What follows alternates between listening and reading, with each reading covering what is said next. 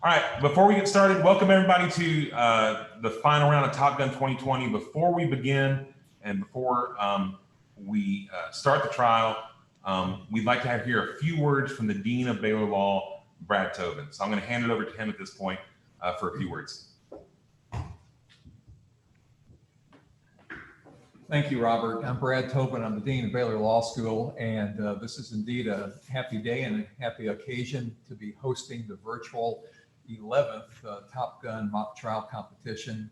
Congratulations to the finalists who will soon be undertaking the championship round. And I want to also thank Chief Judge Rodney Gilstrap of the Eastern District of Texas for his presiding at this championship round. You all have been as proud as you have been the brackets, and I want to, at this point, especially extend thanks to what I call the Baylor Law mock trial family, which is so superbly carried off this virtual competition. And also, I want to thank the mock trial community across the nation, and especially from each of the competing schools for participating in the Top Gun virtual competition. We believe it has been a success, and we think that this will give the entire mock trial community across legal education a sense of how we can go forward in the COVID-19 environment and keep mock trial vibrant and ongoing. And with that, Chief Judge Gilstrap, I will turn it over to you. Thank you. Thank you. Thank you, Dean.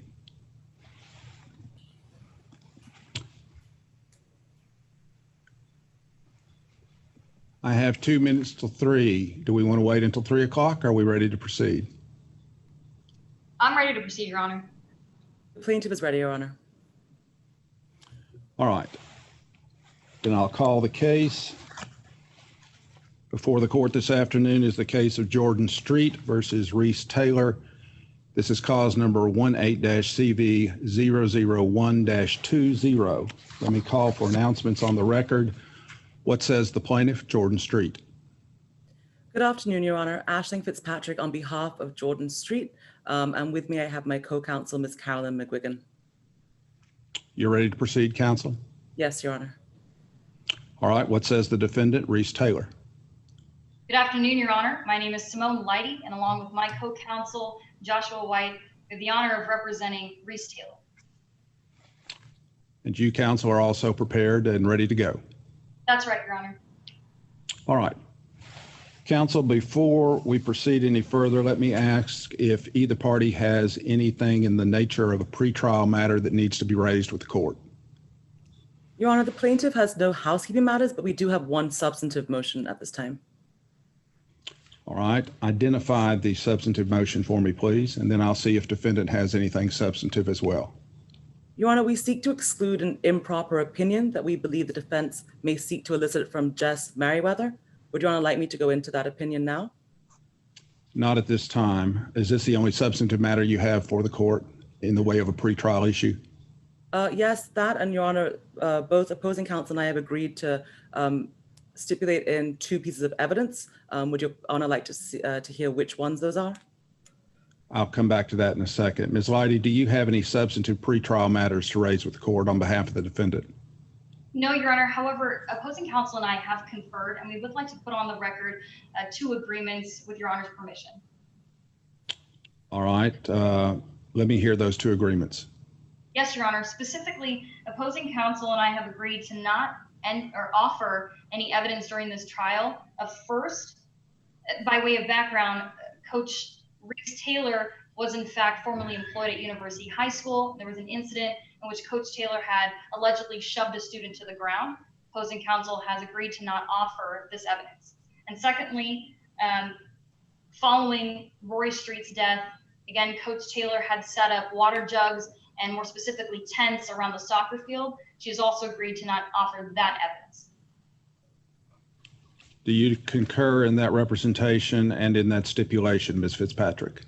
Yes, Your Honor. All right. Then let's return to the substantive matter raised by plaintiff in the nature of a Daubert motion. Let me hear briefly from the plaintiff on what she seeks to exclude.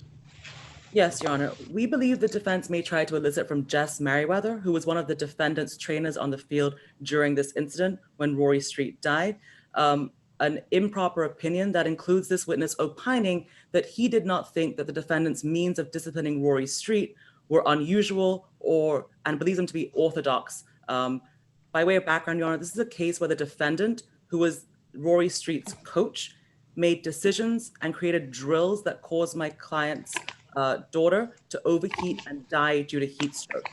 It's improper for Jess Merriweather, pursuant to 701, who is not being tendered as an expert today, to give an opinion on what is unusual or what is orthodox when it comes to disciplining during soccer practice, Your Honor.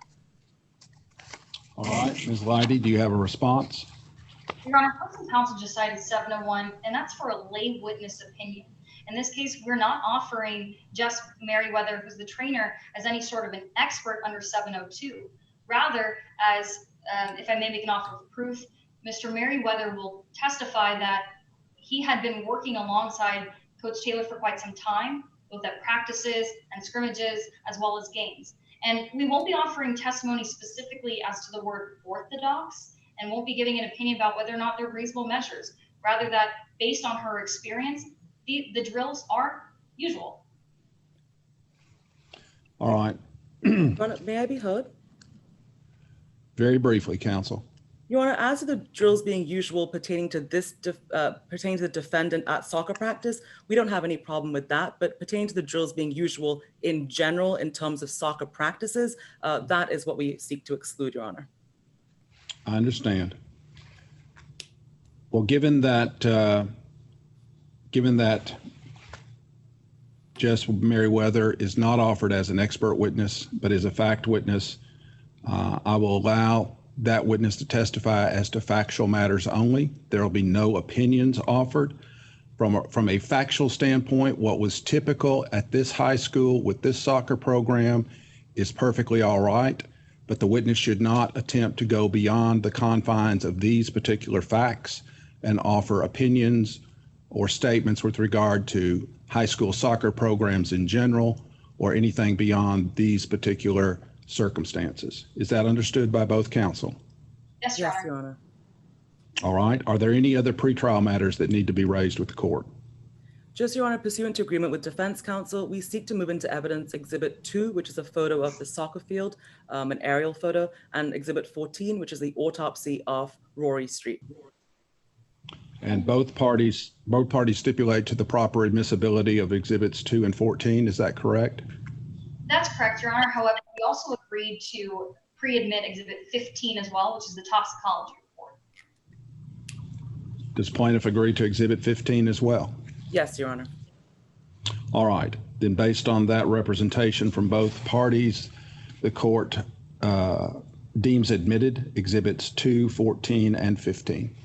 Are there any other matters to take up before we begin with opening statements? Anything further from the plaintiff? Your Honor. Anything further from the defendant? Just one housekeeping matter, Your Honor.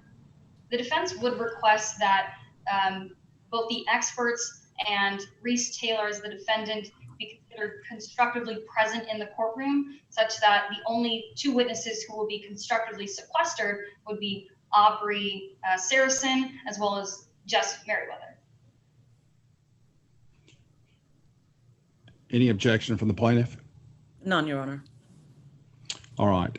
In essence, Ms. Leidy, it sounds to the court what you're suggesting is that the parties will be present constructively. Other persons will be subject to the rule except expert witnesses. Is that correct? That's correct. All right. So ordered. All right. Without anything further, we'll proceed with opening statements. We'll begin with the plaintiff's opening. Yes, Your Ms. Honor. Fitzpatrick, you may proceed. A moment to set up, Your Honor. All right.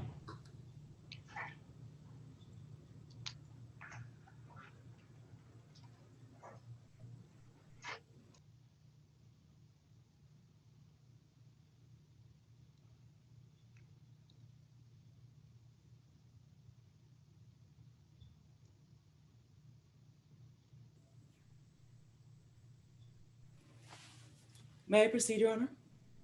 You may proceed, counsel. You're useless on the field, so I might as well run you until you pass out. Those were the defendant's words to Rory Street minutes before Rory collapsed on the soccer field and died. It didn't matter to the defendant that Rory was visibly pale, exhausted, unable to catch her breath, and struggling. You'll learn the defendant chose to ignore these signs and instead ordered her player to keep going.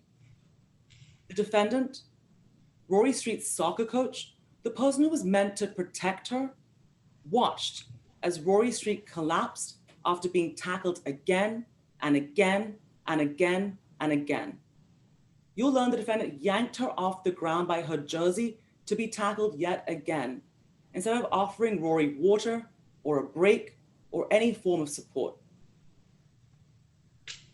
You'll learn that Rory Street died because of the defendant's drills and the defendant's decisions that prioritize discipline over safety and winning over health. Your Honor, I am honored to stand before you today representing the mother of Rory Street in her wrongful death claim against the defendant. Now today, you'll learn that Rory was a high school soccer player who died because of the defendant's negligence on the defendant's soccer field, doing one of the defendant's drills. As the coach of her daughter's soccer team, he had a duty to conduct practice in a reasonable manner that protected the health and safety of her players. Instead, you'll learn that Coach Taylor breached this duty by going against safety regulations, by giving Rory no breaks, providing Rory with inadequate supervision, and ordering Rory to perform physically grueling drills which were untested and unsafe. All of this resulted in the death of my client's daughter and any hopes that she had of a future. Now you'll learn about Rory Street today. You'll learn she was the brightest star on her varsity soccer team. But Rory was a lot more than just a soccer player. She was a daughter, a friend, and really an 18-year-old kid with her whole future in front of her. Now you'll learn today that instead of being mentored by her coach, she was bullied by a person twice her age, targeted by the defendant until she collapsed and died in the middle of the defendant's practice, in the middle of the defendant's drill.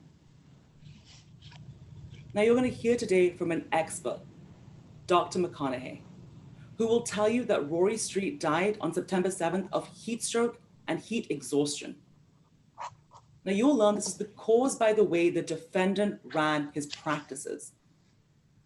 He prioritized discipline over the health and safety of Rory Street. You're going to learn that he held practices when it was over 100 degrees outside without adequate supervision, and more importantly, without regular water breaks or shade from that scorching sun, ignoring the safety of his players. Now you'll learn today that the defendant became enraged over what he perceived to be sloppy and lazy playing from Rory on September 7th. Because of this, the defendant subjected Rory to punishing soccer drills. First, she had Rory run the Burma Road, a drill designed to punish players, which you'll learn involves a player running for 30 yards, dribbling the ball for 30 yards, and then bear crawling for 60 yards. As the name suggests, bear crawling involves crawling those 60 yards on your hands and your knees. At this point, you'll hear that Miss Street was visibly unwell. She was pale, she was out of breath, and she was struggling in that 100-degree heat. But rather than stopping, the defendant's response was to have Rory participate in a new drill, one that you'll learn she invented that very day, one that had never been tested before. The defendant ordered all the other players on the team to line up and slide tackle Rory. Now, Your Honor will learn that slide tackling in this case involved other players running up to Rory, sliding into her, and then knocking the ball away from her, repeatedly resulting in her being knocked to the ground over and over again. These were painful, these were unnecessary, and after the first tackle, you'll hear how Rory fell to the ground and was clearly in visible pain. She was struggling, and the defendant will admit this to you today. The defendant's response to seeing her player Rory struggling was to walk over and instead of offering her water or a break or checking in to see how she was, she yanked her by her jersey and ordered her to continue going. A tackle, a fall, a tackle, another fall. Rory kept on hitting the ground and having to get back up until finally, after 15 of these tackles in the 100-degree heat, Rory did not get back up. She couldn't get back up. Instead, you'll hear she began groaning, shaking, convulsing, before passing out on the ground and dying right there from heat exhaustion. Now you'll learn today the defendant is not taking responsibility for what happened on his soccer field. Instead, he's blaming Rory Street for her own death by pointing to a nominal amount of cocaine that was found in her blood during an autopsy. However, you're going to hear from our expert today, Dr. McConaughey, who is a medical doctor, and he'll tell you that cocaine did not kill her. The heat killed her. The evidence will show that Rory died from heat stroke due to the defendant's negligence in the way that he conducted his soccer practices. After he failed to supervise Rory during them, failed to provide Rory with enough water breaks and shade from that scorching heat, and forced Rory to perform punishing, physically grueling drills that he had never tested. Your Honor, the defendant's drills and the defendant's decisions in the way that he conducted his soccer practices, ignoring safety and ignoring his responsibilities to Rory Street, caused the death of my client's daughter on September 7th, 2018. As such, at the end of today's trial, I ask you to deliver the only verdict consistent with justice and with the facts in this case. I ask that you find the defendant liable for the death of Rory Street. Thank you. All right, the court will now hear opening statement from the defendant. Yes, Your Honor.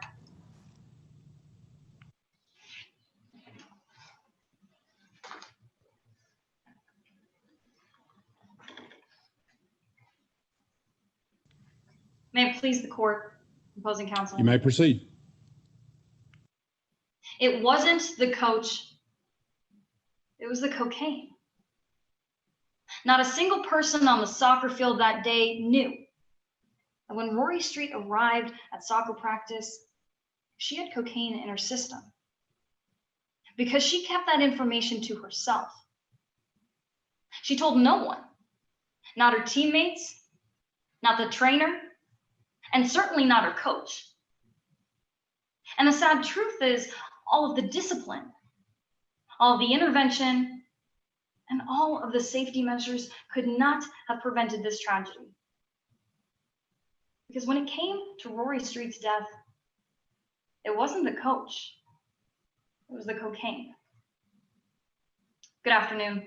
My name is Simone Leidy, and along with my co-counsel, Mr. Joshua White, we have the privilege of representing Reese Taylor, or as she's better known around these parts, Coach. Before I talk to you about Coach, I want to take a moment to acknowledge that this is tragic. No parent should have to deal with burying their child. And we expect that throughout today's trial, opposing counsel may show you a picture of Rory herself. And you'll be able to see the hope in her eyes and all of the potential that she had. And when you're confronted with a tragedy like this, there's a desire to make someone answer, to hold someone responsible, to make someone pay. And we expect that opposing counsel is going to be counting on that today. But just because there's a tragic death does not mean that there is someone to blame. And in this case, it's certainly not Coach Taylor.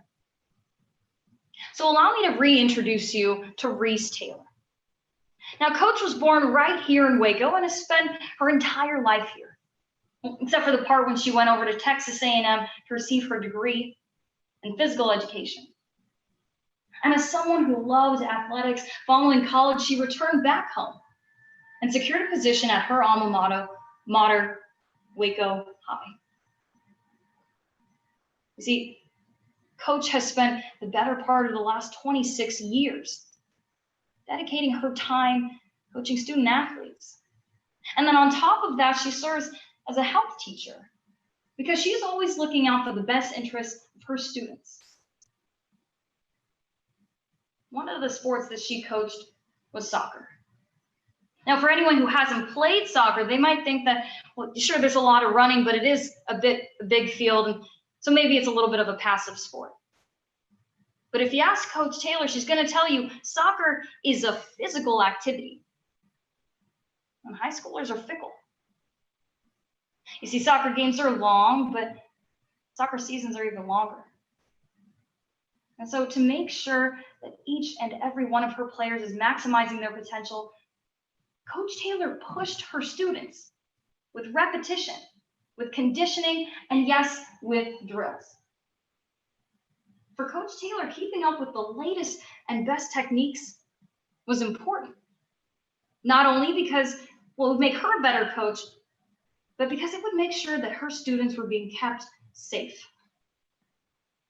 She was tough on them, sure, as any coach should be. She loved them, and Rory was no different. She spent a lot of those practices looking out for the best interests of her students, and September 7th, 2018 was no different. You see, on that day, the team was running a full scrimmage, not just a regular practice, a full scrimmage.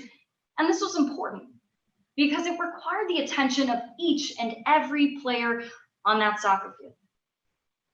But you see, the moment that Rory Street arrived at practice that day, unfortunately, Coach saw that something was different. Rory was playing sloppy. She somehow couldn't find her position on the field. She wasn't able to make easy passes to her teammates. And most importantly, when there was a wide open net, no defenders, no goal, Rory wasn't even able to make that. Now, what you're going to hear is opposing counsel is going to attribute this to heat exhaustion. But in reality, nothing looked wrong with Rory. Not from trainer Jess Merriweather's perspective, not from Coach Taylor's perspective, because at the end of the day, this wasn't heat exhaustion. You're going to hear that Rory just wasn't taking this seriously. And in fact, this wasn't the first time, because both the trainer and the coach are going to come before you and they're going to tell you that Rory had a discipline problem. And although as the star player, it was unusual for her to be goofing off and messing around, it wasn't uncommon. We now know, and as you'll learn, that unbeknownst to Coach Taylor, Rory arrived at practice with cocaine running through her veins.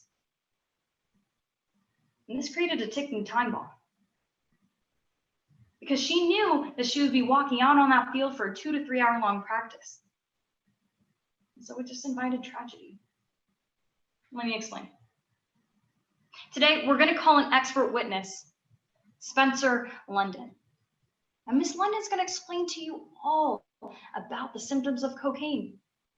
Because keep in mind, there's going to be a toxicology report that's going to tell you that Rory did, in fact, without dispute, have cocaine in her system. And Miss London's going to tell you what cocaine does to the body, how it constricts your blood vessels, how it prevents your blood from going to the skin and cooling down your body, and how that can lead to a heat stroke.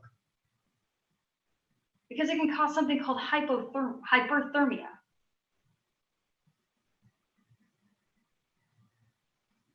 So we're back on the soccer field and Rory's goofing off and Coach Taylor thinks, well, nothing's physically wrong with her, so she must not be taking it seriously, and she sends her to Burma Road. And you're going to hear all about this. But it's not a place, it's a drill.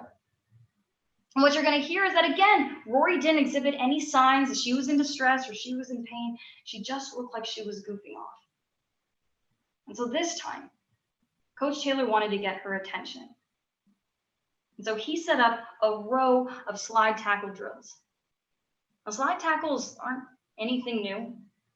In fact, they're quite common in soccer. In fact, not only had Rory practiced this very play, she had perfected it. And when nobody else was having trouble, you're going to hear that Rory was having trouble paying attention. And this drill was the kind of thing that would get it. Unfortunately, in the middle of that drill, Rory collapsed. But it wasn't because of the coach. It was the cocaine.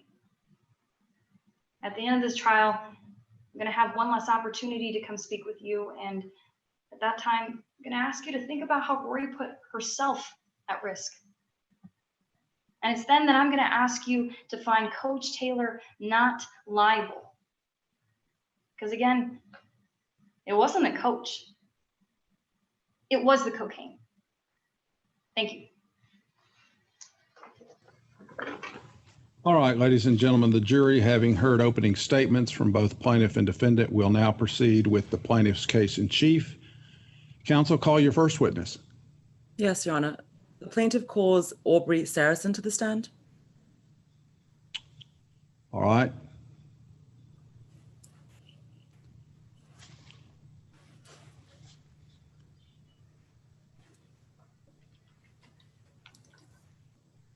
And counsel, the court has previously sworn all the witnesses that'll testify.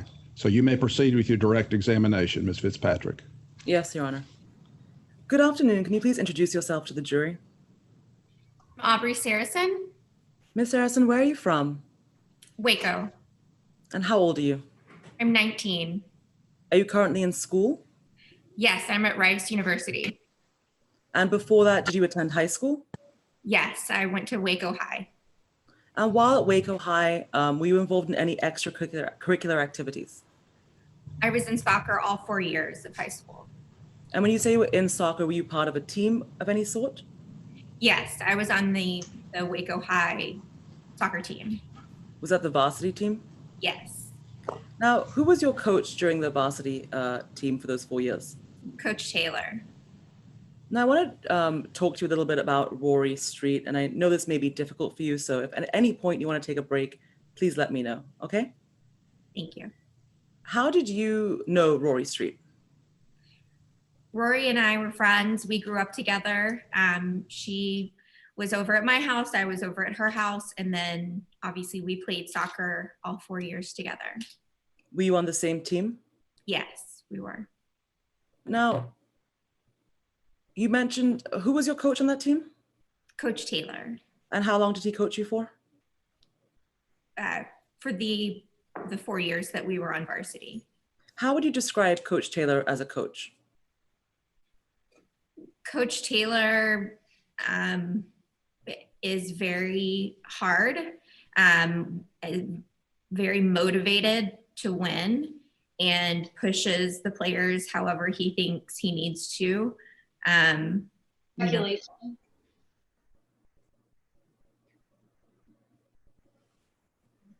Sorry, a lot of humiliation, a lot of yelling. Ms. Saracen. Hello? Do you have an objection, Ms. Leidy? Yes, I apologize. I thought my feed had frozen for a moment. My objection, Your Honor, was to speculation as to Ms. Saracen's statement specifically where she said that Coach Taylor would push the students to do whatever that he needed them to. That objection's overruled. Yes, Your Continue Honor. with the direct examination. Ms. Saracen, how would you describe Coach Taylor? Again, just he pushed us however he thought he needed to for us to win. He wanted the win. A lot of that was humiliation. A lot of it was yelling and just pushing us. Now, I want to talk to you about September 7th, 2018. Do you remember that day? I do. And what happened that day?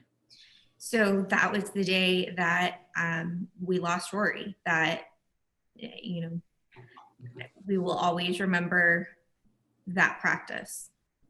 Now, Ms. Saracen, I'll get to that in just a moment, but I just want to set up the scene for a moment. Where were you that day? So I was already running Burma Road.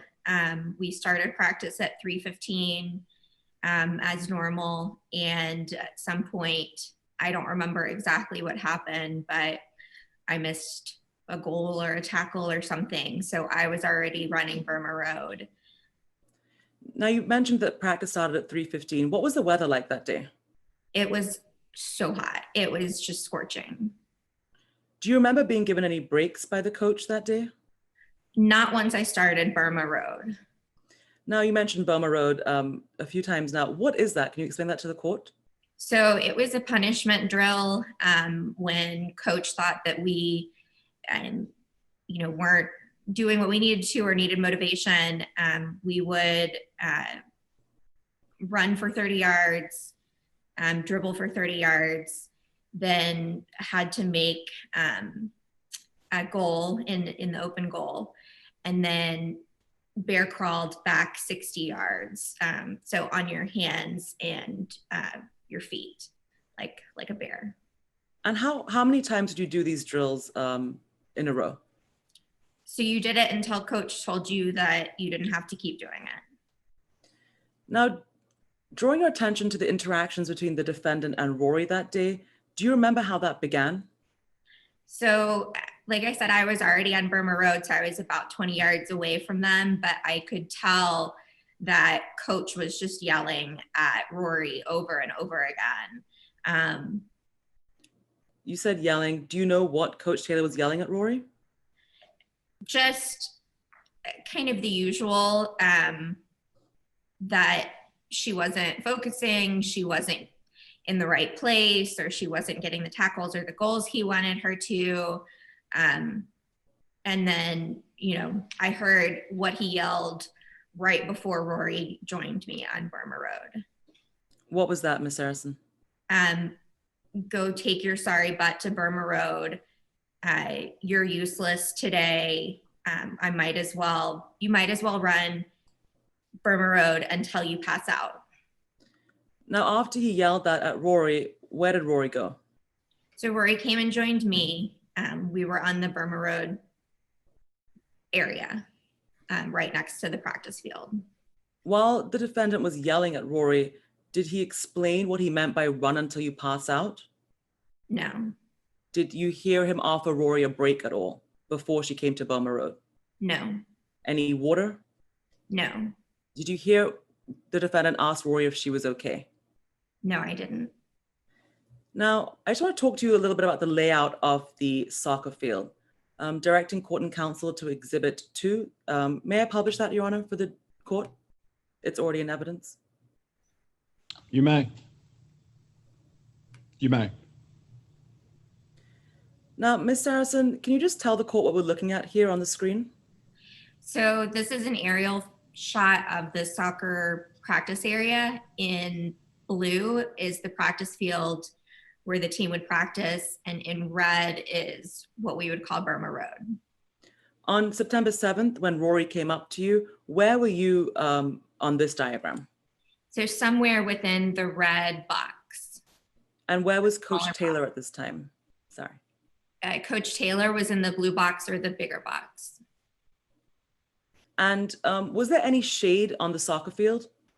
There's no shade, there's no tents, there's no trees. It's just full sun. Now, you said that you and Rory were in the red box running the Burma Road drill. At any point, did the defendant come over to supervise you? No. Did a trainer come over at any point to supervise you? No, it was just Rory and I. Now, I want to talk to you about what Rory looked like at this point. When she came over to do Burma Road run, how did she look? Well, paler than usual. She didn't look good. You could tell she was struggling. She looked pretty lifeless. Did you ask Rory if she was okay?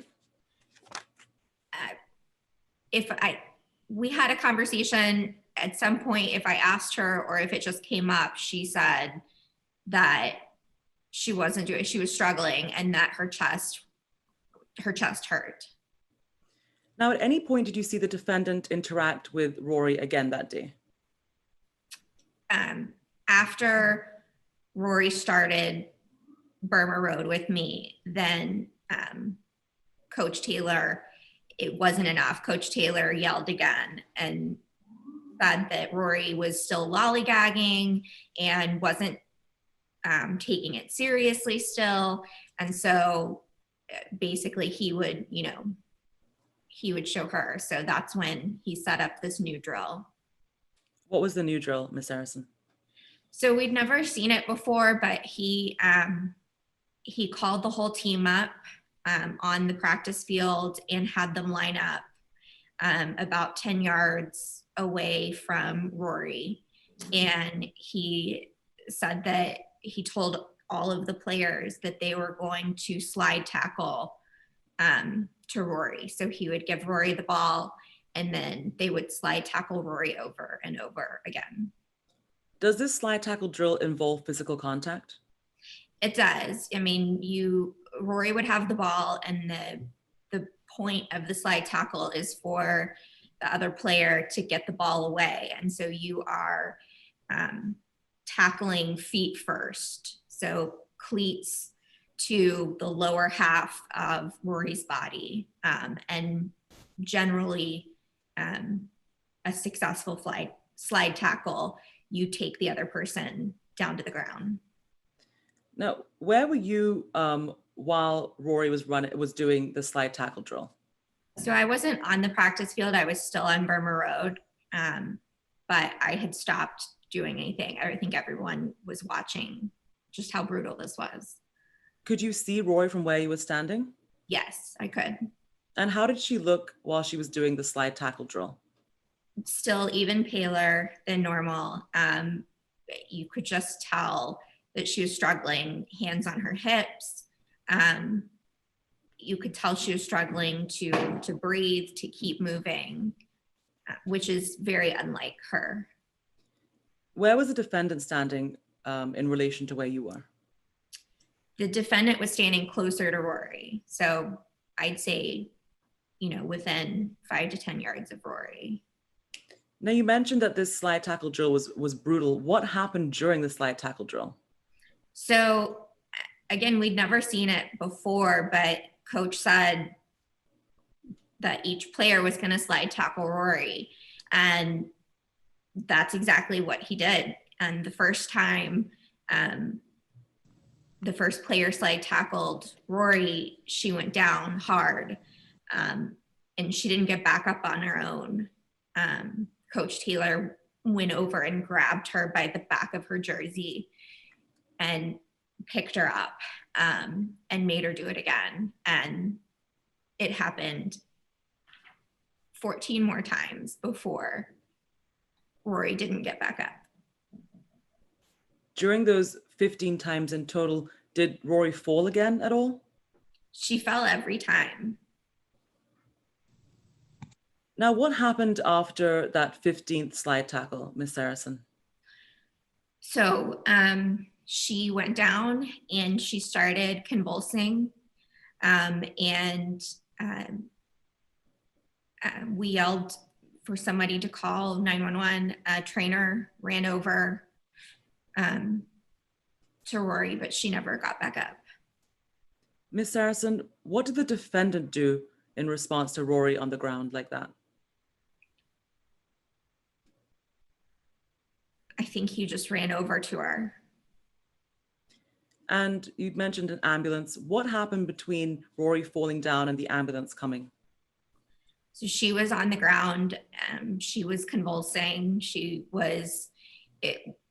was like she was having a seizure or something. And at some point she just stopped moving.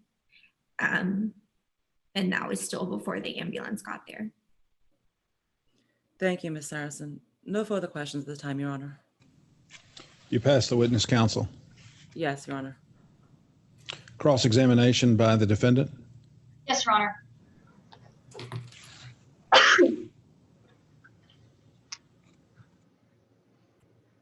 Good afternoon, Ms. Saracen. Good afternoon. You've known Rory all of your life, right? Basically, yes. Because you guys grew up together. Yes. In fact, you grew up playing soccer together. Yes. And because you played soccer with Rory, you knew what a talent she was on the field, right? She was the best. She would have gone really far. Right. And on your Waco High School varsity soccer team, she was considered the best player. I would say so, yeah. She was so good that, well, you'd agree with me, she knew how to find her spot on the field. Well, yes. She knew how to easily pass the ball to another player, such as yourself. Yes. She knew how to make wide open goals, especially when there's no defenders and no goalie. Yes. And Miss Saracen, you'd agree that, well, if Rory wasn't able to do any of that, you would think that maybe something was wrong, right? Something was wrong. It was the heat. Miss Saracen, I'm going to bring you back to my question. Not asking you what you think was wrong. I'm asking that if you saw that she couldn't do all the things that she normally could, you might think that there was something wrong. Yes? I think yes. And you were present on the soccer field on September 7th, 2018, right? I was. And what you heard was, I think on direct examination, you said Coach Taylor was yelling at Rory. Yes. What you heard was there was yelling about not being in the right position, Right. not being able to pass the ball, Right. not being able to make these wide open net goals, Right. and just playing sloppy, right? I wouldn't call it sloppy. Right. I'm not asking if you called it sloppy, but that's what you heard. There was yelling about Rory playing sloppy. Am I right? I mean, yeah, coach was yelling at her. Coach was humiliating her. Miss Saracen, I'm not asking you if you think he was humiliating her or not. Just looking for a yes or no. Coach Taylor yelled, Rory's playing sloppy, right? Yes, Coach Taylor was yelling.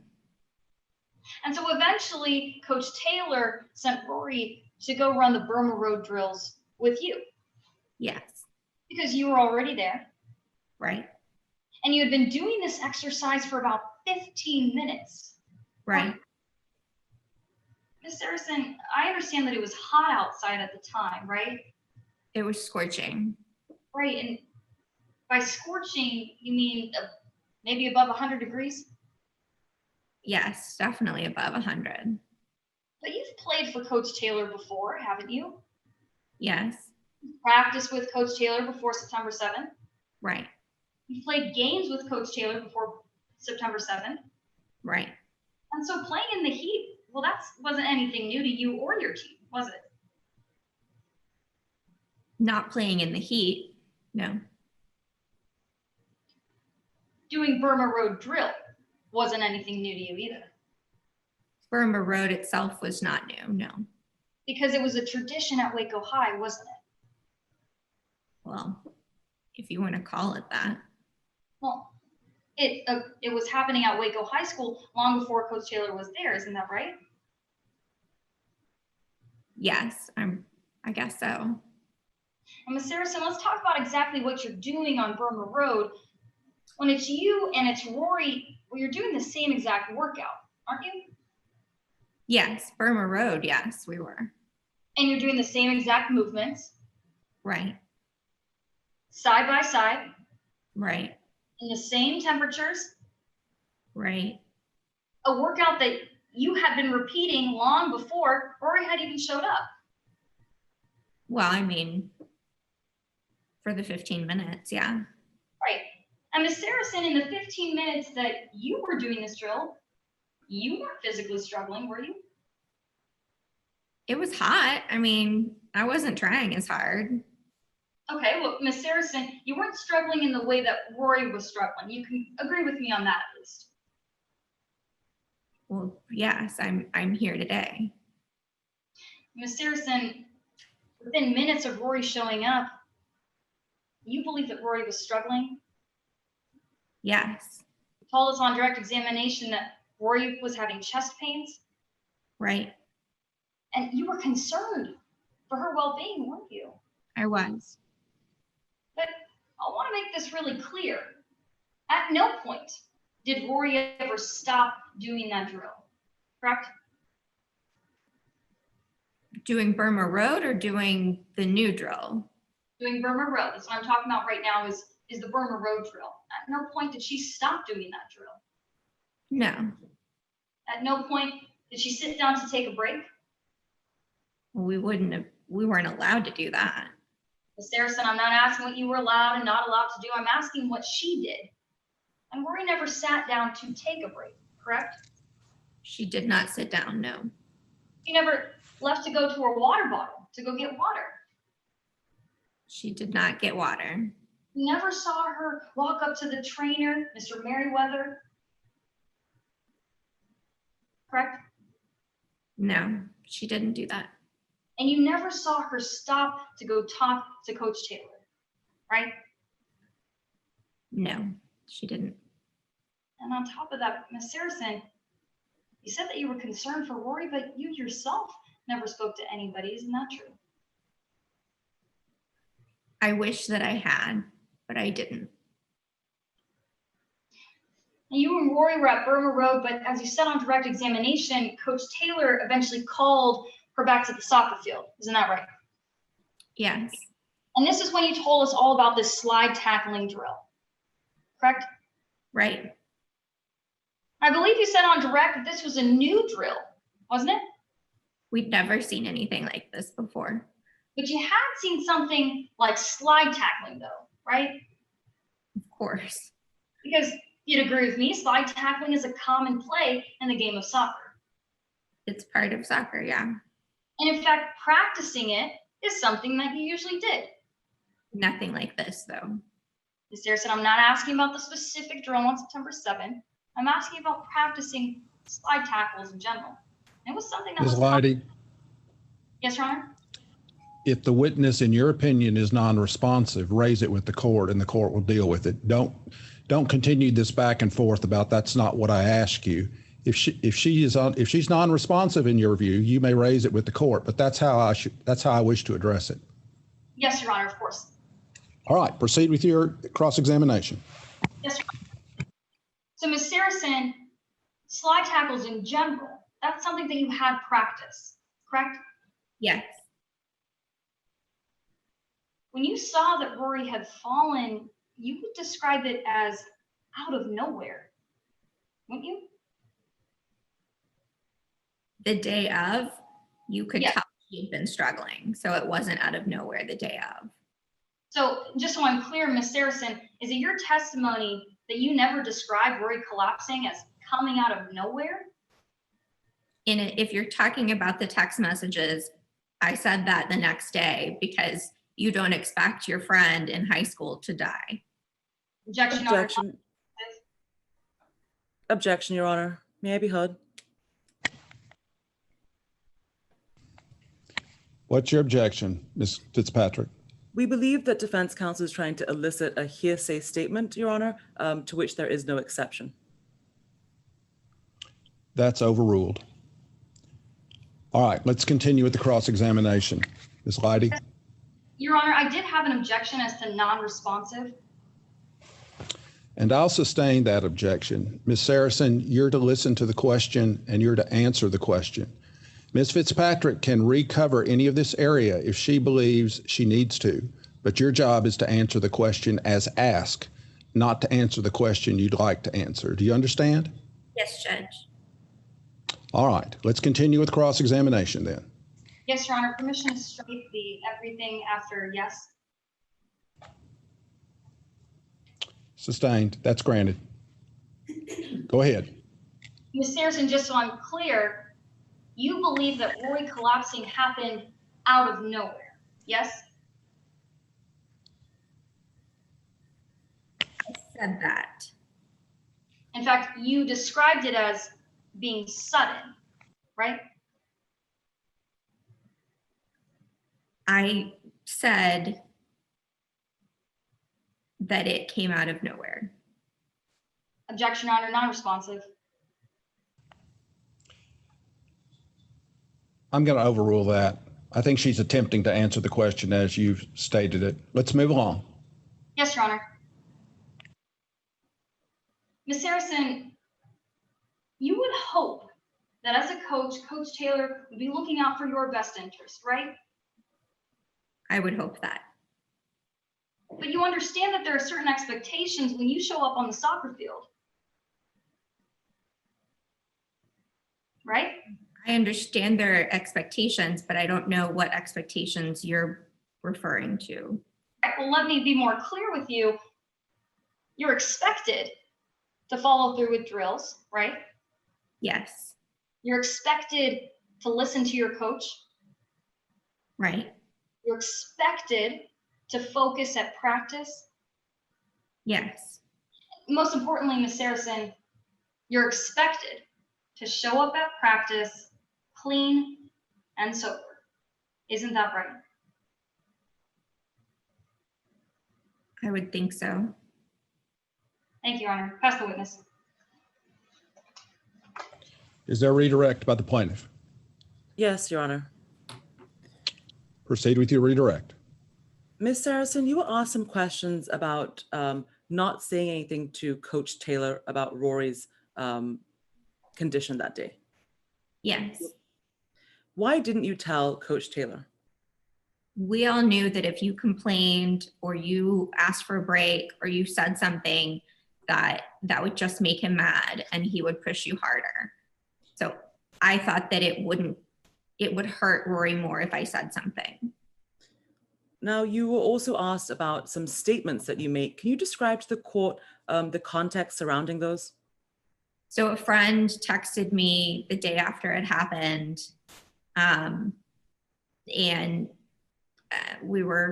texted me about it, and I just said that it was crazy. It came out of nowhere because, I mean, you don't expect as a senior in high school for your best friend to fall down dead at practice next to you. Thank you, Ms. Saracen. No further questions, Your Honor.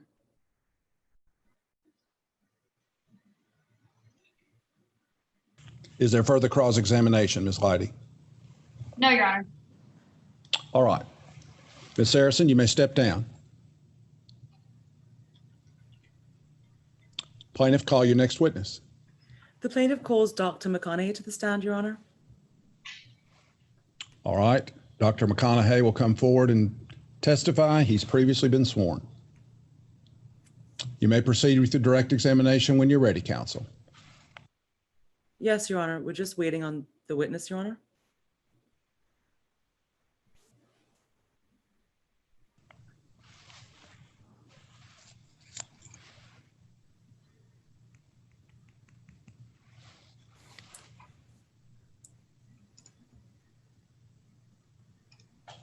Mute. Start video. Good afternoon. Can you please introduce yourself to the jury, to the court, sorry? I'm Dr. Reagan Mcconaughey, MD. Dr. McConaughey, what do you do for a living? I'm Director of Cardiology at McLennan Memorial Hospital. What are your duties as the director of cardiology? Supervise the overall operations of the cardiology department, including supervising the residents, interns, nurses, other personnel, doing cardiac catheterizations and all of the other studies involved with cardiology. And how long have you been in that position for? I've been in that position for 10 years. Now, does this mean that you're a medical doctor? That's correct. Where did you get your medical degree from? Got an MD degree from Baylor College of Medicine. Do you have any other degrees related to the practice of medicine? I have Bachelor of Science in Biology and Chemistry from Baylor University. What positions, if any, did you hold in the medical field before becoming the director of cardiology? Of course, as all doctors, I did an internship. I did a residency in internal medicine. And following that, I did a fellowship in cardiology. Doctor, in total, how many years have you worked in the field of cardiology? 27. Can you explain to the court briefly what the study of cardiology involves? Cardiology basically involves the pathology and physiology of the heart and great vessels. Does that involve the study of heart attacks? Yes. Does that include the cause of heart attacks? Yes. Does that include studying heat exhaustion Yes. and heat stroke? Yes. Does your work also include the study of effects of drugs such as cocaine on the heart? Yes. Now, Dr. McConaughey, I'd like to talk to you about how you got involved in this case. Can you tell the court how that came to be? After Rory Street died, I was hired by the plaintiffs to testify as an expert witness. And did you receive compensation for this? Yes. Have you reviewed any materials regarding this case? Yes, I reviewed the depositions presented to this court, the autopsy findings, the toxicology findings, and so forth. Did you have sufficient facts and data to come to any conclusions about the cause of death of Rory Street? Yes. Did you use reliable principles and methods in coming to that conclusion? Yes. Did you reach any conclusions to a reasonable degree of medical certainty? Yes. Your Honor, in accordance with Federal Rule of Evidence 702, we tender Dr. Reagan Mcconaughey as an expert in cardiology. Is there objection? No, Your Honor. Without objection, the court will recognize this witness as an expert in the designated field. Continue with your direct examination, counsel. Yes, Your Honor. Dr. McConaughey, after applying your knowledge and expertise to the materials provided to you about this case, what did you conclude as to the cause of death of Rory Street? I concluded with the best of my medical ability that Rory Street died of heat exhaustion, heat stroke. And what made you come to this conclusion? Three basic things. One, the symptoms that Rory exhibited prior to her death, which I will renumerate if you want me to. They've been stated previously, but you know, she was pale, she was struggling, she had issues with coordination, abdominal pain, and eventually seizures, and expired. Now, you mentioned there were 3 reasons. What were the other 2, doctor, aside from the symptoms she exhibited? Second were the pathology findings. The pathology findings, 2 things. She had cerebral edema, which is accumulation of fluid over the covering of the brain. And she had muscle necrosis, or muscle breakdown. Now, are these 2, the cerebral edema and the muscle breakdown, consistent with heat stroke and or heat exhaustion? Consistent with heat stroke. A way of clarification, heat exhaustion is the precursor to heat stroke. They're often used together as one term, but people don't die of heat exhaustion. They do die of heat stroke. Yes, doctor. And finally, as to your 3rd reason to coming to this conclusion, can you tell the court what that is? Well, the environmental factors on that date, you know, the extreme heat, it was 105 degrees, humidity was 38%. It was an extremely hot day to be doing this type of exercise.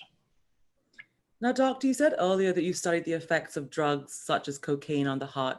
Do you believe cocaine caused Ms. Street's heart attack on September 7th? I don't think so. Objection, Your Honor. Improper opinion.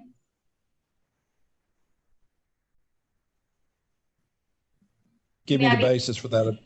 Give me the basis for that objection, please. Yes, Your Honor. Specifically, Dr. McConaughey is here as a certified cardiologist, not a toxicologist, and has no background in the area of toxicology. And so for opposing counsel, so for Dr. McConaughey to delve into whether or not cocaine caused Rory's death would be outside of the scope of his expertise. Is there a response from the plaintiff? Yes, Your Honor. During the foundational questions, we laid the foundation that this witness studies the effects of drugs on the heart, and therefore he's able to opine on why he believes the cocaine did not affect Rory Street's death, Your Honor. All right, Ms. Glady, I'm going to overrule your objection. You may certainly probe this issue on cross-examination. Let's continue. Yes, Your Honor. Dr. McConaughey, do you believe that the cocaine caused Ms. Street's heart attack on September 7th? I do not. What do you believe caused that heart attack? Heat exhaustion, heat stroke.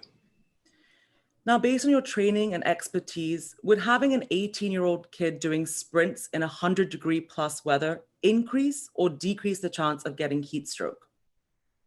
Increase. Would doing soccer drills outside in that temperature increase or decrease the chance of getting heat stroke? Increase. Now, would providing water to the student increase or decrease the chance of getting heat stroke or heat exhaustion? Decrease. And would being able to take a break in the shade increase or decrease the chance of getting heat stroke or heat exhaustion? Decrease. Thank you, Doctor. No further questions, Your Honor. Pass the witness. Cross-examination by the defendant. Yes, Your Honor. You may proceed, Ms. Glady. Good afternoon, Doctor. Now, you don't have to be a habitual user of cocaine to suffer the effects of cocaine use, correct? That's correct. In fact, you could use cocaine just once and suffer medical complications. Isn't that right? That's correct.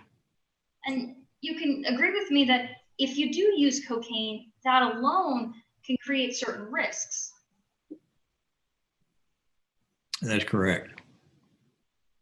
Doctor, if you combine cocaine plus heat, that can create increased risks, right? That's correct. And certainly, doctor, if you combine cocaine plus heat plus physical exertion, that can create even a higher risk, right? That's correct if the amount of cocaine is sufficient to affect the heart. As a medical doctor, I assume that you don't counsel your patients to use cocaine, right? Especially not in the heat. I'm sorry, could you rephrase that question? Yes, as a medical doctor, you obviously would counsel your patients to not use cocaine while in the heat and physically exerting themselves. I do not have any patients in my practice that use cocaine. One of the side effects of cocaine use is something called hyperthermia, and you're familiar with that, right? Rephrase that question, please. I didn't understand it. Hyperthermia is a symptom of cocaine use, right? That's correct. You understand that hyperthermia, well, that's when the body can't cool itself down. That's correct. And it's because the blood vessels are constricted by the cocaine use. That's correct. If there's sufficient amount of cocaine on board the patient, this patient had only a nominal amount of cocaine in the blood sample. Doctor, if there is cocaine in the system, that creates a risk of heat stroke, doesn't it? Insufficient amounts. Well, doctor, you keep repeating this phrase, sufficient amounts, but you're not a toxicologist, are you? No, I'm not. What you do know, though, is that in the combination of heat, physical exertion, and cocaine use, there's an increased risk of heat stroke in particular, right? Insufficient amounts, that's correct. Now, doctor, I want to read you something. It's from an article called Heat Stroke and Heat Exhaustion, Unlocking the Keys to the Heart, and it's by Dr. Reginald Dwight. You could just listen to this and then tell me if you agree with it. Thus, if cocaine use is combined with overexertion in extremely hot conditions, then it would only serve to exacerbate the risks associated with heat exhaustion and heat stroke, and could lead to a cascade of symptoms associated with heat exhaustion and heat strokes. You agree with this, don't you? I agree with that statement. You relied on the testimony of Aubrey Saracen in order to determine what symptoms Rory may or may not have been exhibiting. Isn't that true? In a large part, true. And it's true because, well, you don't have any of the other teammates who told you exactly what Rory looked like. No, In fact, Jess Merriweather, the trainer, never said that Rory was exhibiting any symptoms, correct? it's correct, but he was not in proximity to her. So that's a yes to my question, that Jess Merriweather, the trainer, never saw Rory exhibiting any symptoms. It's my understanding that he got there as the patient expired. Objection, Your Honor, non-responsive. Restate the question for the witness. All right, Dr. McConaughey, when you reviewed Jess Merriweather's, the information that Jess Merriweather had told you and had seen on the day of September 7th, 2018, there was no symptoms that he saw Rory exhibiting, correct? It's my understanding that Mr. Merriweather was taping a patient's ankle 40 yards away from the scene when this all happened. Objection, Honor, non-responsive.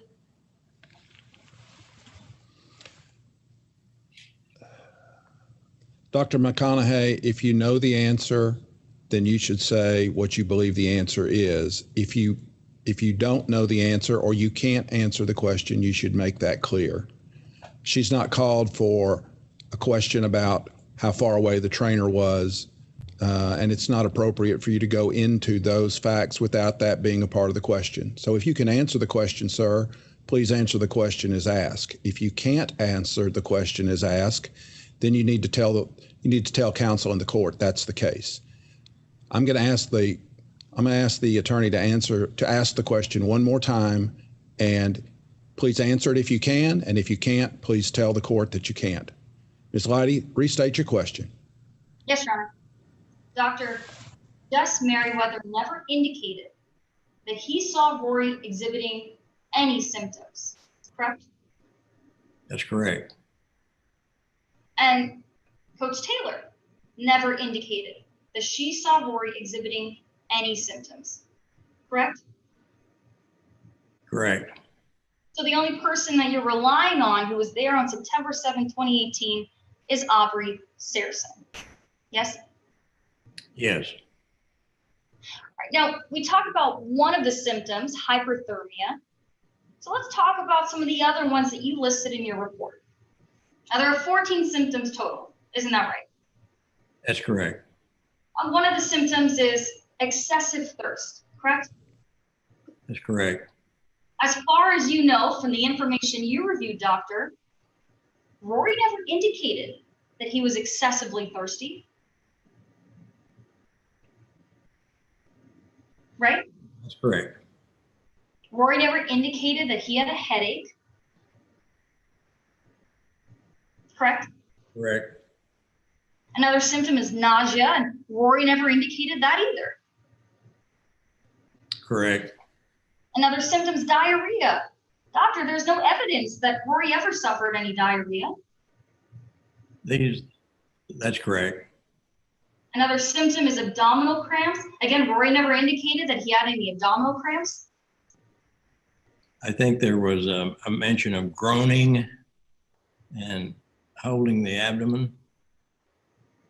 And what about muscle cramps? Rory never indicated that he had any muscle cramps. Wobbly. I'm sorry, can you repeat your response?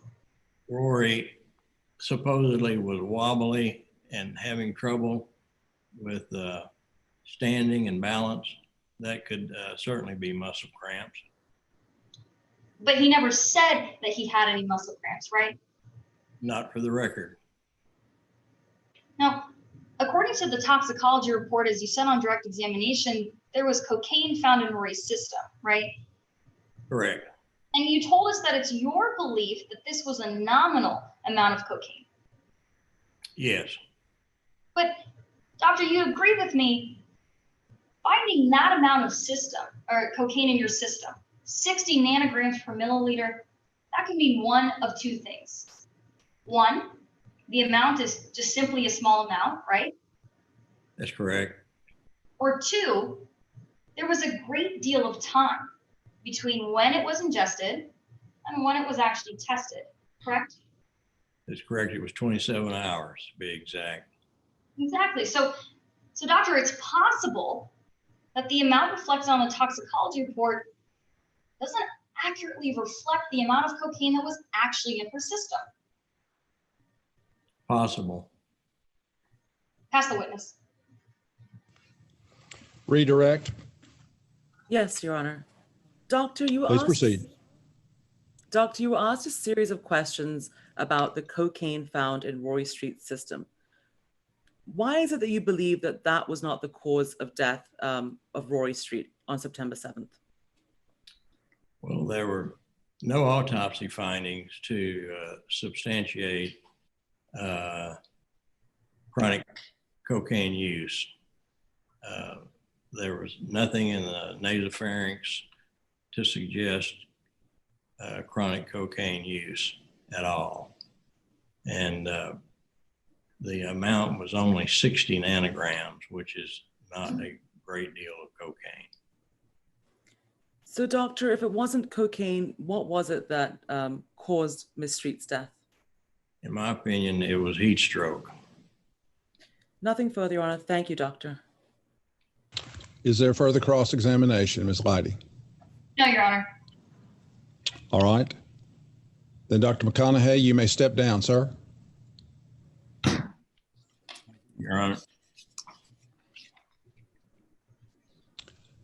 Plaintiff, call your next witness. Your Honor, with that, the plaintiff rests. All right. Plaintiff has rested her case in chief. Before we proceed with the defendant's case in chief, we will take a short recess. The court will reconvene in 5 minutes. The court stands in recess. All right, counsel, the court will reconvene. As I mentioned before the recess, plaintiff has rested its case in chief. We'll proceed with the defendant's case in chief. Ms. Leidy, call your first witness. Yes, Your Honor. Your Honor, at this time, we'd like to begin our case in chief by calling Reese Taylor. All right.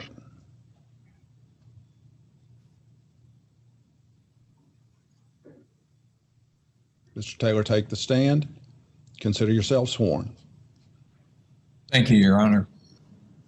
All right, Ms. Leidy, you may proceed with your direct examination.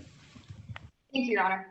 Good morning, or good afternoon. Could you please introduce yourself? My name is Taylor Reese, coach at Waco High in Waco, Texas. I know. Mr. Taylor, you said that you're a coach at Waco High. How long have you been serving in that position? I've been there for the past 6 seasons, the past 6 academic years. And is that all of the coaching that you've ever done? No, I have been in coaching about 26 years now. Do you have any sort of educational background that helps you serve in both of those roles? I graduated from Texas A&M with a physical education degree. And of course, over the range of 26 years, I've learned quite a bit about coaching. And all this time, Coach Taylor, how do you ensure that you're the best coach that you can possibly be? Well, I obviously take advantage of various conferences, various seminars that are offered in coaching techniques. I try to stay up on what the best recommendations are for the various sports in terms of coaching strategy. And how important is safety on a Coach Taylor team? Absolutely paramount. It's the most important aspect of what I do. Do you understand why it is that you're here today? Yes, I do. Coach Taylor, do you know who Rory Street is? Yes, Rory, she was one of my players on my soccer team at Waco High. Well, as an athlete, how would you describe Rory? Rory was exceptional. She was gifted as an athlete. She was a standout, one of the best athletes I've seen in my many years of coaching. I think that she had every potential to go on to play at the major conference D1 level. I think she could have even had prospects for a professional career down the line. And what about personally? How would you describe your relationship with Rory? Rory was pleasant enough. She's very focused. At the same time, sometimes she would push against authority. She would test someone, for instance, in my position, test limits. Did you care for Rory? Yes, I care for all my students. I certainly cared for Rory. It's a tragedy. No. At all of the practices and the scrimmages and the games in which Rory was at, do you believe that she was always living up to this potential that you just described? Not necessarily. No, as I mentioned a moment ago, she could push against authority, and sometimes that could be reflected in the quality of her play on the field. And besides pushing against authority, what about her level of focus? Did she always look like she was paying attention? She was generally, yes. As I noted, she was an exceptional player, and that calls for focus upon the game. It calls for a lot of other attributes in a player, but yes, she was focused. What about goofing off in practice? Had you ever seen Rory doing that? Oh, Rory, well, like any young person, occasionally would goof off. There are times when the team kind of collectively lets down their guard, perhaps after a victory, perhaps at a practice. That's just part of dealing with young people. And what about on September 7th, 2018? That was a day in which we had a practice. Our practices usually run about 2 to 3 hours. Rory that day was not doing well on the field. And when you say she wasn't doing well, what exactly do you mean? Well, she was, I sometimes use the phrase dogging it, goofing off, unfocused. There were instances in which she had obvious opportunities to make strategic passes, and she did not do so. She was out of position. She was not charging the ball during the practice. I recall that there were a couple occasions in which she had an open net and an easy shot to goal, and she did not make it. Tell me about the weather condition that day on September 7th, 2018. What was it like outside? It was hot. It was a hot, sunny day. Well, Coach, if it's hot outside, why do you allow your players to practice and perform in that kind of a heat? Well, soccer is played through the fall, and many fall days can be quite hot. They can be very unseasonable even. And a team doesn't play well in weather conditions to which it is not accustomed. And so we make it a point to practice on some hot, sunny days to make sure that the team is properly conditioned or acclimated to the conditions under which they will be expected to play in actual games. So just so I'm clear, had you ever practiced in the type of weather that you found on September 7th, 2018? Well, yes, as I noted, I've been in coaching for 26 years, various sports as well. And you just, for the outdoor sports, at least, you inevitably end up with practices that occur under a hot sun. Now, a moment ago, you just described a Rory who was a star player, but who was goofing off on September 7th. How exactly did you handle that? think that discipline is just absolutely important when you're dealing with young people. And Rory was a standout on our team. As I noted, she was underperforming that day significantly, and that can affect the tenor of team play. And so I moved to some disciplinary measures that are not uncommon, certainly not at Waco High. And what disciplinary measures are you referring to exactly? There's one disciplinary measure that we use out on the field. It's called the Burma Road. It's nothing new at Waco High. It's something of a tradition among those who have played in the various outdoor sports at Waco High. And as you watched Rory complete this Burma Road drill, Coach, did you notice if there was anything wrong with her? She seemed to be fine, although she continued to, in my estimation, dog it, goof off. She, as I've noted, did not seem to have focus. So when you saw that Rory wasn't focusing on the Burma Road drill, what exactly did you do next? Well, I decided to try a new drill. The substance of the new drill is actually not new. It involves slide tackling, which is a common maneuver in soccer. And when you say that this was a new drill, how exactly did you set this up? Well, I set it up so that Rory was facing the other players on the team, who I lined up about 10 yards in front of Rory in a single file fashion. And as Rory, under the drill, which we see in games, very typical, Rory would begin dribbling the ball. And at that point, the player at the front of the line would come forward in an attempt to slide tackle Rory, which would, of course, take the ball from Rory. As you watched Rory complete this new type of drill, did it appear that she was struggling? No, she seemed fine, but I will note it did not necessarily lead to the type of focus I was expecting from Rory. She continued, in my estimation, to dog it, to play without focus, to play without the type of conviction I expect from an athlete of her caliber. And at any point during this new slide tackle drill, did Rory approach you, saying that she couldn't handle it? No, she did not, no. As far as you know, did Rory approach the trainer that you have on staff, Jess Merriweather? Not to my knowledge. Can you tell us exactly what happened to Rory during the slide tackle drill? On about the 14th or 15th slide tackle, Rory went down. She'd gone down on the prior slide tackles. It's a physical tackle. It's intended to take the ball from the advancing player.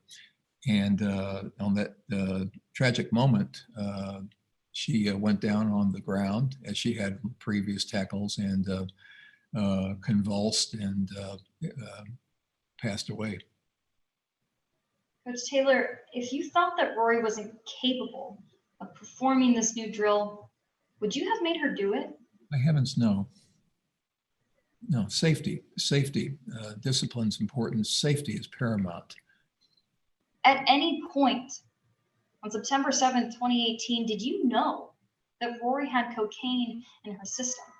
Certainly not. And one of the last things I would expect from any of my athletes, any athlete, would be to take the field with a controlled substance in their system. If a player felt that they were in distress or in pain, would you expect them to come tell you or the trainer?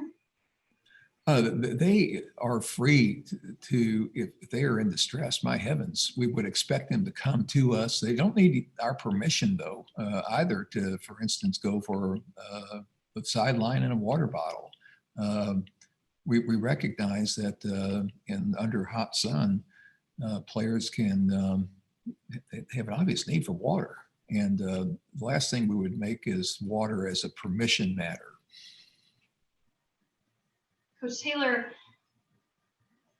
you've been in trial, or at least you've been a part of this Zoom trial the entire time, correct? Yes, ma'am, that's correct. You've been paying attention to what the other witnesses have been saying about what you said. Yes, ma'am. A while ago, Aubrey Saracen informed us that initially when you sent Rory over to Burma Road, you yelled, "Run until you pass out." Did you ever say that? No, I did not. That is not true. She said that you called Rory useless. Did you ever say that? I did not. It's not true. She explained how during this tackle drill, you had walked over to Rory and physically grabbed him by his jersey collar. Did you ever do that? No, ma'am, that's not true. Do you feel responsible for Rory's death at all? Along with everyone, I am sad about this tragedy, about Rory's passing, but no, I do not bear responsibility. I had a player with coke in their system. Pass the witness. Cross-examination by the plaintiff. Yes, Your Honor. Good afternoon, Coach Taylor. Good afternoon. Now, you just mentioned it on direct a few moments ago that Rory wasn't struggling during the slide tackle drill. Is that correct? That is correct. So it's your testimony today that Rory was not struggling during that drill? Yes, it's a hard drill. Rory went to the ground. That's the nature of the drill, as I noted. But just to be clear, your testimony is that she was not struggling during this drill? Struggling, perhaps from an athletic perspective, to try to counter the defender, but not otherwise. So Coach Taylor, from any perspective, is it your view that Rory was struggling during the slide tackle drill that you had her doing? As I've said, no. You gave a deposition in this matter, correct? Yes, ma'am. Now, when you gave that deposition, you were under oath, correct? Yes, ma'am. And you had a chance to review that deposition? Yes, ma'am. When you reviewed it, you reviewed it for its accuracy, right? Yes, ma'am. And you attested to its completeness. Yes, ma'am. Directing court and counsel to page 9 of Coach Taylor's deposition. Reading aloud from line 13. Question, while that was going on, did Rory ever appear to be wearing down or hurt? Answer, well, sure, she was struggling, but that was the point.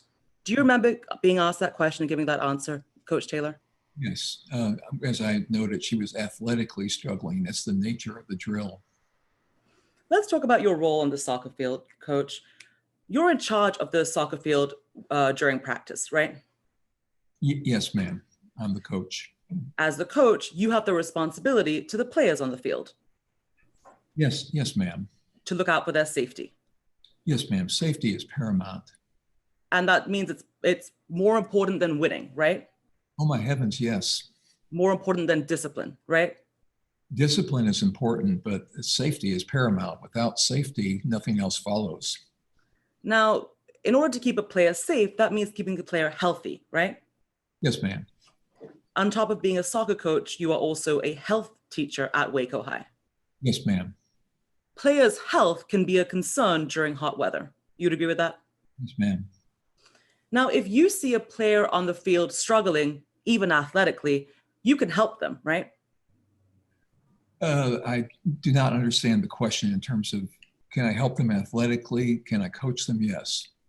Well, Coach Taylor, you differentiated between struggling and athletically struggling. So if either of those happen to a player on the field, you can address that, right? As the head coach on the field? Yes. But as I noted too, no permission is required. Players can look after certain aspects of their own well-being. I'm going to bring you back to what's under your control, Coach. You can agree that you could get a struggling player water, right? Yes, ma'am. You agree you could get a struggling player medical attention. Yes, ma'am, certainly. You agree you could call over a trainer. Yes, ma'am. Mm-hmm. You have the power on the field to end practice. Yes, ma'am.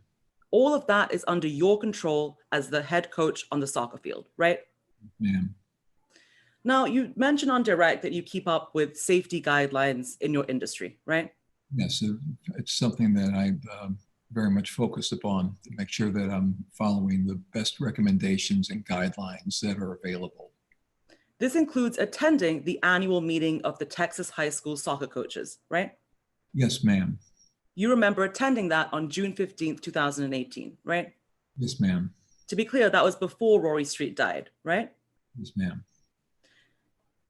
Directing court and counsel to Exhibit 11.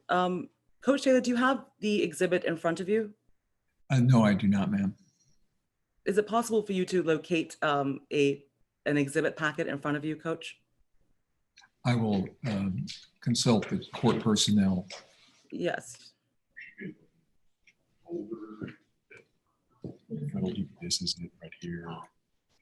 Your Honor, we were informed that the witness would have a copy of the record in front of them. It is a little difficult over Zoom for me to approach the witness with the document. Well, assuming a copy can be made available to the witness remotely, you certainly don't have to approach to go into it. Coach Taylor, have you obtained a copy of the document? I have, Your Honor, yes. All right. Then Ms. Fitzpatrick, continue with your examination, please. Coach Taylor, are you looking at what's being marked for identification as Exhibit 11? Yes, ma'am. Now, you recognize those as the slides from the presentation from the Texas High School Soccer Coaches meeting, right? Yes, ma'am. You recognize them because you've seen them before. Yes, ma'am. Now, those are in the same or substantially the same condition as when you last saw them. Yes, ma'am. Your Honor, at this time, the plaintiff offers Exhibit 11 into evidence, Your Honor. Is there objection? Jack to hearsay, Your Honor. May I respond, Your Honor? You may. This witness has gone in extensively into the safety guidelines and industry practices in his industry. We're not using this for the truth of the matter asserted, but rather to show that this witness was on notice when he saw these slides and then decided to ignore the recommendations in there. We're not using this for the truth, and therefore it is not hearsay, Your Honor. Any response from defendant? No, Your Honor, just that so long as they're not being offered for the truth, that these are the standards, then we're fine with that. All right, with that clarification, ladies and gentlemen of the jury, I'll admit these into evidence. They are not to be considered for the truth of the matter asserted. All right, plaintiff's counsel may proceed. Coach Taylor, referring to Exhibit 11 in front of you, these are copies of the slides you saw at that meeting on June 15, correct? Yes, ma'am. Now, in these slides, it talks about holding practices in high temperatures. Do you Yes, see that? Yes. We can agree that on September 7th, it was hot outside, right? Yes, ma'am. It was over 100 degrees. Yes, ma'am. Now here it reads, when temperatures reach above 100 degrees, practices must include a 5-minute break every 15 minutes. You see that? Yes, ma'am. You didn't have a break in your practices every 15 minutes, correct? No, ma'am. In between Rory going to do the Burma Road drill and her collapsing on the ground, you didn't have any breaks, right? No, ma'am. But as I've noted, the players are free to, at any point, go to the sideline if they have that need for water or other assistance. Coach Taylor, I'm asking you as the head coach and the person in control of that field, you did not mandate any breaks during that time, right? No, because my players understand that they have the ability to look after their welfare if they are overheating. I understand that's your claim. Now, looking at this exhibit, it says that the break should be in the shade if possible. Do you see that? Ms. Fitzpatrick, just a minute. If you believe, as I instructed defense counsel, if you believe the witness is non-responsive, raise it with the court. We don't need a colloquy about, I understand that's your position. If you don't think the witness is responsive, raise it with me. If you don't raise it with me, then I don't expect any comments about their answers. Understood? Yes, Your Honor. Let's proceed. Now, going back to Exhibit 11, Coach Taylor, it says that breaks should be given in the shade if possible. Do you see that? Yes, ma'am. There was no shade on your soccer field on September 7th, right? No. Now let's talk about what happened with Rory at practice that day. You said on direct that you were frustrated by Rory's performance at practice. That is correct. You believe that she was goofing off. That is correct. Nothing gets you angrier than when a player isn't listening to you, right, Coach? If I might offer, I don't get angry. I I'm disappointed because I want to get the best performance out of my athletes, consistent, of course, with their safety. That's a matter of discipline. Coach Taylor, isn't it accurate that nothing gets you heated up quicker than a player who won't listen to you? No, that is not true. My heavens, I get far more concerned about a player that would be ignoring their own welfare. You remember the deposition we just referred to, right, Coach Taylor? Yes, ma'am. Mm-hmm. You remember giving that deposition? Yes, ma'am. I'm referring court and counsel to page 5. The question on line 11. Question, how was Rory doing during the scrimmage? Moving down to line 18, the answer, and nothing will get your heat up quicker than a player that won't listen. Do you remember giving that answer? Yes. Your Honor, if I may be heard, Your Honor, we just asked that the previous line be read to the record instead of removing it out of context and just reading one specific line. Well, Ms. Leidy, based on the doctrine of optional completeness, if you want to readdress these particular deposition selections when counsel for the plaintiff passes the witness, you'll have that latitude. Yes, Your Honor. All right, let's proceed. You remember giving that answer, right, Coach Taylor, at your deposition? Yes, ma'am. Now, you started yelling at Rory at this practice, right? I don't know what you mean necessarily by yelling. That's uncertain. That can be a loud voice. And if it means a loud voice, if it means a voice that is very directive, yes, I yell. You would call what you did to Rory that day yelling, right, Coach Taylor? If it's defined as I just noted, yes. Well, after you yelled at Rory, you then made her do drills, right? That is correct. And that was in order to teach her a lesson, right? To teach her how to perform at her optimal level. So that's a yes to my question, to teach her a lesson? A lesson about optimal performance, yes. Yes, ma'am. Now, the first drill you made Rory do was run Burma Road, right? That is correct. Yes, ma'am. Now, Burma Road involves sprinting for 30 yards, right? Yes, ma'am. Sprinting means running as fast as you can. Yes, ma'am. And then it involves dribbling the ball for 30 yards, right? That is correct. And then after that, it involves crawling on the ground like a bear for 60 yards, right? Yes, back to the beginning. There is another component of it. You have to take an open shot at an empty net. And you do those 4 components of this drill. She was doing that day in that heat on September 7th, right? Outside? Yeah, yes, ma'am. Now, just to be clear, when Rory was doing the drill by the Burma Road area, you didn't go over to watch her, right? No, I did not. You didn't tell one of your trainers on the field to go and watch her, right? I don't recall, no. You don't remember if you told a trainer? Well, you have trainers on your field, right? Yes, ma'am. You agree that it's important that these trainers are there to help with player safety. Yes, ma'am. In fact, you believe it would be irresponsible as a coach not to have a trainer paying attention to students during practice, right? Yes, trainers are there for a reason. And that reason being that you can't pay attention to everyone on the field at the same time. It's better to have more eyes, yes. Now, but you can't tell us sitting here today if the trainer was looking at Rory during this drill. I have not discussed that with the trainer. Now, you weren't satisfied with the way that Rory was running the Burma run. Is that fair to say? Yes. Once again, that same theme. Rory still did not appear to be willing or aiming to do the best that she could. And so you had Rory do a slide tackle drill. Isn't that correct? Yes, ma'am. Now, before moving Rory from one drill to the other, you didn't ask her if she was okay, did you? No, I did not. You didn't offer her any water, did you? No, but she is free to get water, of course, at any time. Safety first. So that's a no, you didn't offer her any water, right, Coach Taylor? That is correct. Yes, ma'am. You didn't ask Rory if she needed a break at all? No, ma'am. Now, for this drill, the second drill, you had all the players in the team line up to take turns to tackle Rory, right? Attempt a slide tackle. Yes, ma'am. And as you said on direct, slide tackles involve physical contact, right? By its very nature, yes. And they can be hard tackles. Indeed, yes. You knew Rory would possibly fall to the ground during these tackles. If the slide tackle is properly executed, usually the offense player does come to the ground, fall to the ground. Now, you ordered your team to do this more than once to Rory, right? The slide tackle. Yes, ma'am. It was 15 times. Yes, ma'am. It happens a lot in games. It's a very typical defensive maneuver in soccer.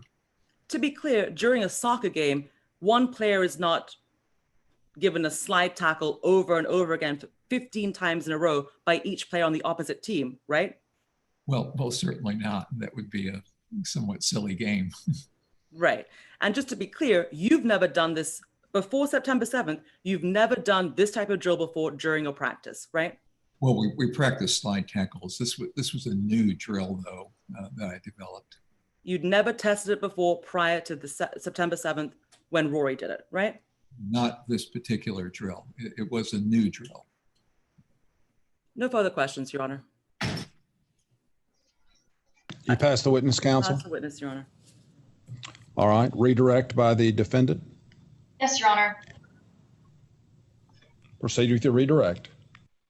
Your Honor, if I may, Your Honor had mentioned that I'm free per the rule of completeness to read in certain portions. Would you like me to do that before or after redirecting Coach Taylor?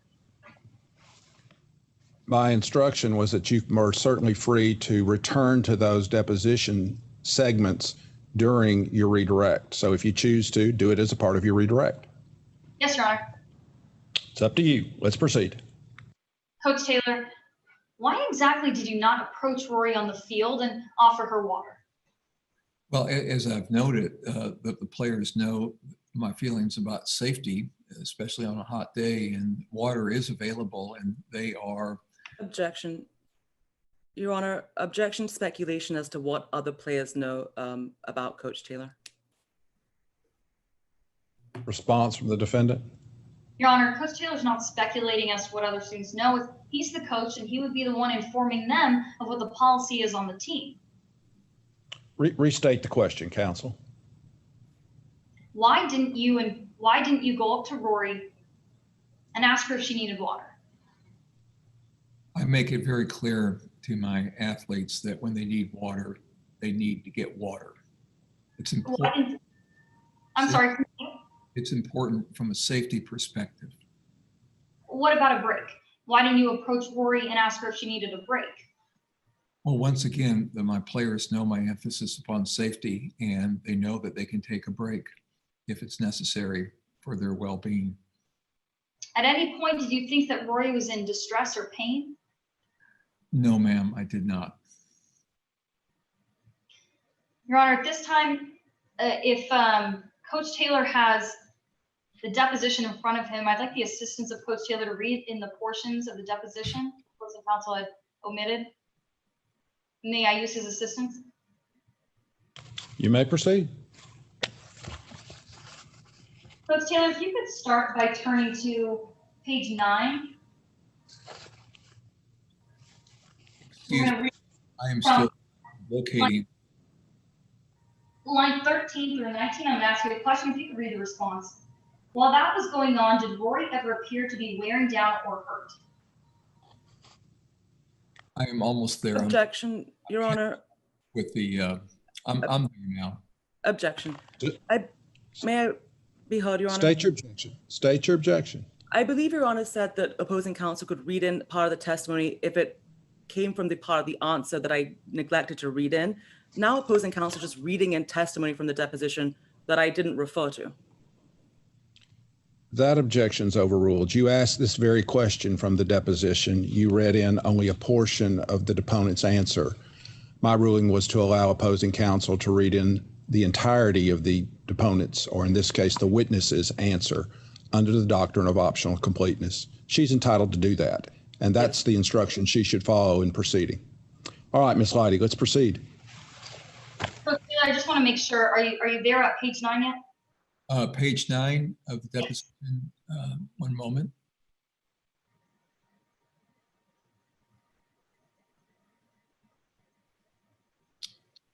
Yes, I am there now.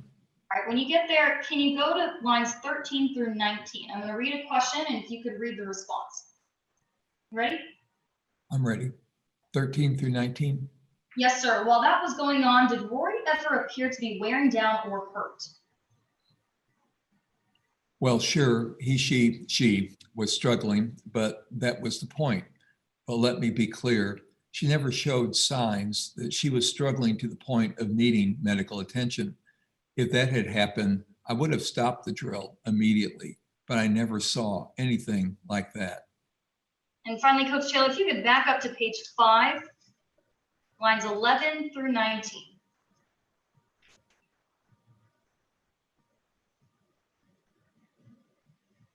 I'm going to read a question, if you could read the response. How was Rory doing during the scrimmage? Page 5, 11 through 19. Yes, if you could read the response starting at line 12. How was Rory doing during the scrimmage? I thought Rory was dogging it. She missed some easy passes, wasn't running onto balls in good position, wasn't getting herself into the right positions on the field, and even missed a couple of wide open shots at goal. Even more frustrating though, especially for me as a coach, Rory didn't seem to be listening to any of my criticisms or critiques of her play that day, and nothing will get your heat up quicker than a player that won't listen. Thank you, Coach Taylor. Pass the witness. Is there further cross-examination by the plaintiff? No, Your Honor. All right, then you may step down, Mr. Taylor. Thank you, Your Honor. Ms. Leidy, the defendant may call their next witness. Yes, Your Honor. At this time, we call Jess Merriweather. All right, Mr. Merriweather, you are sworn and you may proceed with your direct counsel as soon as the witness is on the witness stand and prepared. Good afternoon. Could you please introduce yourself? Yes, my name is Jess Merriweather. Mr. Merriweather, what job do you have? I work as an athletic trainer for Waco ISD, specifically Waco High School. What sort of educational background do you have that allows you to serve as a trainer at Waco? Yeah, I went to Texas A&M. I got my bachelor's degree there and also a master's in sports training. And you said that you're a trainer at Waco High School, so you must be familiar with Coach Taylor, right? Yes, I work with Coach Taylor on a weekly, if not daily basis. How would you describe Coach Taylor's teaching methods in terms of allowing students to get breaks or to get water? There's almost an open-ended water policy there. You don't need to request permission. It's always available. Given our heat in Texas, especially in the fall and early fall, we have, a long-standing policy of being able to go in, get water whenever you want, regardless of what's happening on the field. Are you familiar with Rory Street?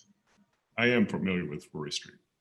How would you describe Rory's temperament at these practices in which you were present? Rory was kind of a moody student. She was one of our star players, obviously, a real athletic talent and a standout. But I think that, temperamentally, she was very moody. One day she would be kind of on and one day she would be off. It wasn't uncommon for her to need some sort of corrective discipline. Mr. Merriweather, I want to fast forward to September 7th, 2018. Were you present at that practice? I was. Did you notice how Rory was doing in terms of how she was playing? Yeah, she seemed to be kind of slacking off. She was not playing well. She did not seem to be giving much of an effort during the scrimmage, during the practice that day. Now, I want to be clear about this. At any point on September 7th, 2018, did you see any signs of distress or pain that Rory was exhibiting? I mean, it's a hot day after Labor Day. She was sweating, but I didn't see her act in any way that was out of the ordinary or that would be a cause for alarm. Did she ever approach you and tell you that she couldn't handle the practice that day? No, she did not. As far as you could see, did you ever see Rory approach Coach Taylor? In terms of just to talk with Coach Taylor personally? Yes. Not that I recall, except that, she was subject to running the Burma Road and the slide tackle drill. Well, Mr. Merriweather, you just brought up this Burma Road drill. Would you describe that as a common occurrence during these practices in which you were present? Yeah, so I mean, the Burma Road exercise was not uncommon. That was something that was used to kind of help players focus and get their heads back in practice. Thank you. Pass the witness. Cross-examination by the plaintiff. Yes, Your Honor. Good afternoon, Mr. Merriweather. Good afternoon. Now, I want to talk to you about soccer practice on September 7th. You were at that practice, right? Yes, ma'am. And your role was the trainer on the field, right? That's correct. Your job was to keep players safe. Yes, to attend to their injuries, to make sure that their conditioning and their safety is taken care of. And to keep them healthy, right? Absolutely. Now, you saw that day that Rory was running Burma Road. Yes, ma'am. That's a drill, right? It is a drill. Now, you weren't watching Rory closely when she was running Burma Road. Not closely. I was about 40 yards away, taping up another athlete's ankle. And while you were 40 yards away, taping up another person's ankle, it's possible that Rory was over running Burma Road and she looked pale, but you just didn't see it, right? I did not see her look pale. Whether it's possible, it is possible, but I did not see her look pale. And if Rory was holding her chest while running Burma Road, it's possible you didn't see that too, right? That's just not something I saw. I mean, I'm a trainer. I'm trained to keep eyes on what's happening on the field, and I did not see her, put her arm on her chest or exhibit any signs of fatigue or exhaustion. Mr. Merriweather, you weren't watching Miss Rory Street closely while she was running Burma Road, right? Yes, I was not. We can agree that because of that, if Rory Street was holding her chest due to pain, it's possible you didn't see that, right? It's possible, it's just not probable. But it's possible, right? Sure. Now, it's also possible that she was struggling running that Burma Road and you didn't see that either. I don't, I'm trained to keep an eye on all the students. While I was focused on taping the ankle, I did not see anything that was a red flag. Again, I've done this for several years and I've been trained in this, and there's just nothing that she exhibited during those drills when I was 40 yards away that suggested she was having any difficulty. Your Honor, objection to this answer is non-responsive and I'd move to strike it. Overruled. To be clear, when you were standing 40 yards away and helping another player wrap their ankle, it's possible that Rory could have been struggling doing the Burma Road drill and you didn't see her, right? Sure. Now, I just want to talk to you about your relationship to the defendant. You like the defendant, right? I work with Coach Taylor, and I respect Coach Taylor, and ours is a good working relationship. In fact, you want to try and impress Coach Taylor, right? That's correct. To be clear, Coach Taylor wrote you a recommendation letter for a promotion that you received, right? That is correct. And you received that promotion 2 months before you gave a deposition in this case. I believe so. To be clear, that was after Rory Street had died, right? I believe so, yes. Your Honor, no further questions for this witness. I pass the witness. All right, redirect by the defendant. No, Your Honor. May this witness be excused? You may step down, Mr. Merriweather, and you may be excused. Defendant, call your next witness. Your Honor, we'd like to close out our case in chief by finally calling Spencer London. That's the toxicologist in this case. All right. You may proceed with the direct examination of Mr. London as soon as he's seated at the witness chair. You may consider him sworn. Yes, Your Honor. And Your Honor, with the court's permission, is it possible to receive a time check at this time? It is possible. Give me just a moment. Thank you, Your Honor.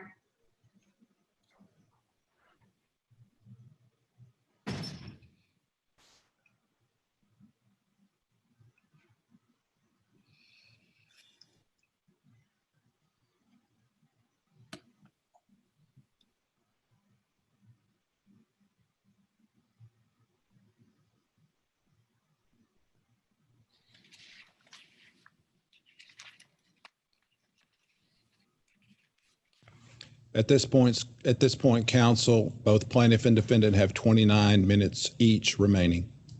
All right, proceed, Ms. Leidy. Good afternoon. Could you please introduce yourself? Hello, my name is Spencer London.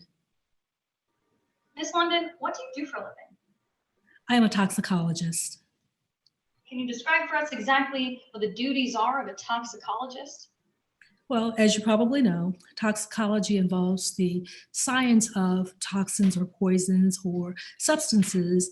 And what I do as a toxicologist, or what I was certainly trained to do as a toxicologist, is to consider the nature and effect of toxins on the body to, in fact, detect them, that sort of thing. How exactly are you involved in this case? Well, I was asked to consult on this case involving Miss Street and what happened to her on the soccer field. And without actually providing your opinion, have you in fact come to one today? I have. Well, before we get into that opinion, let's discuss some of your credentials.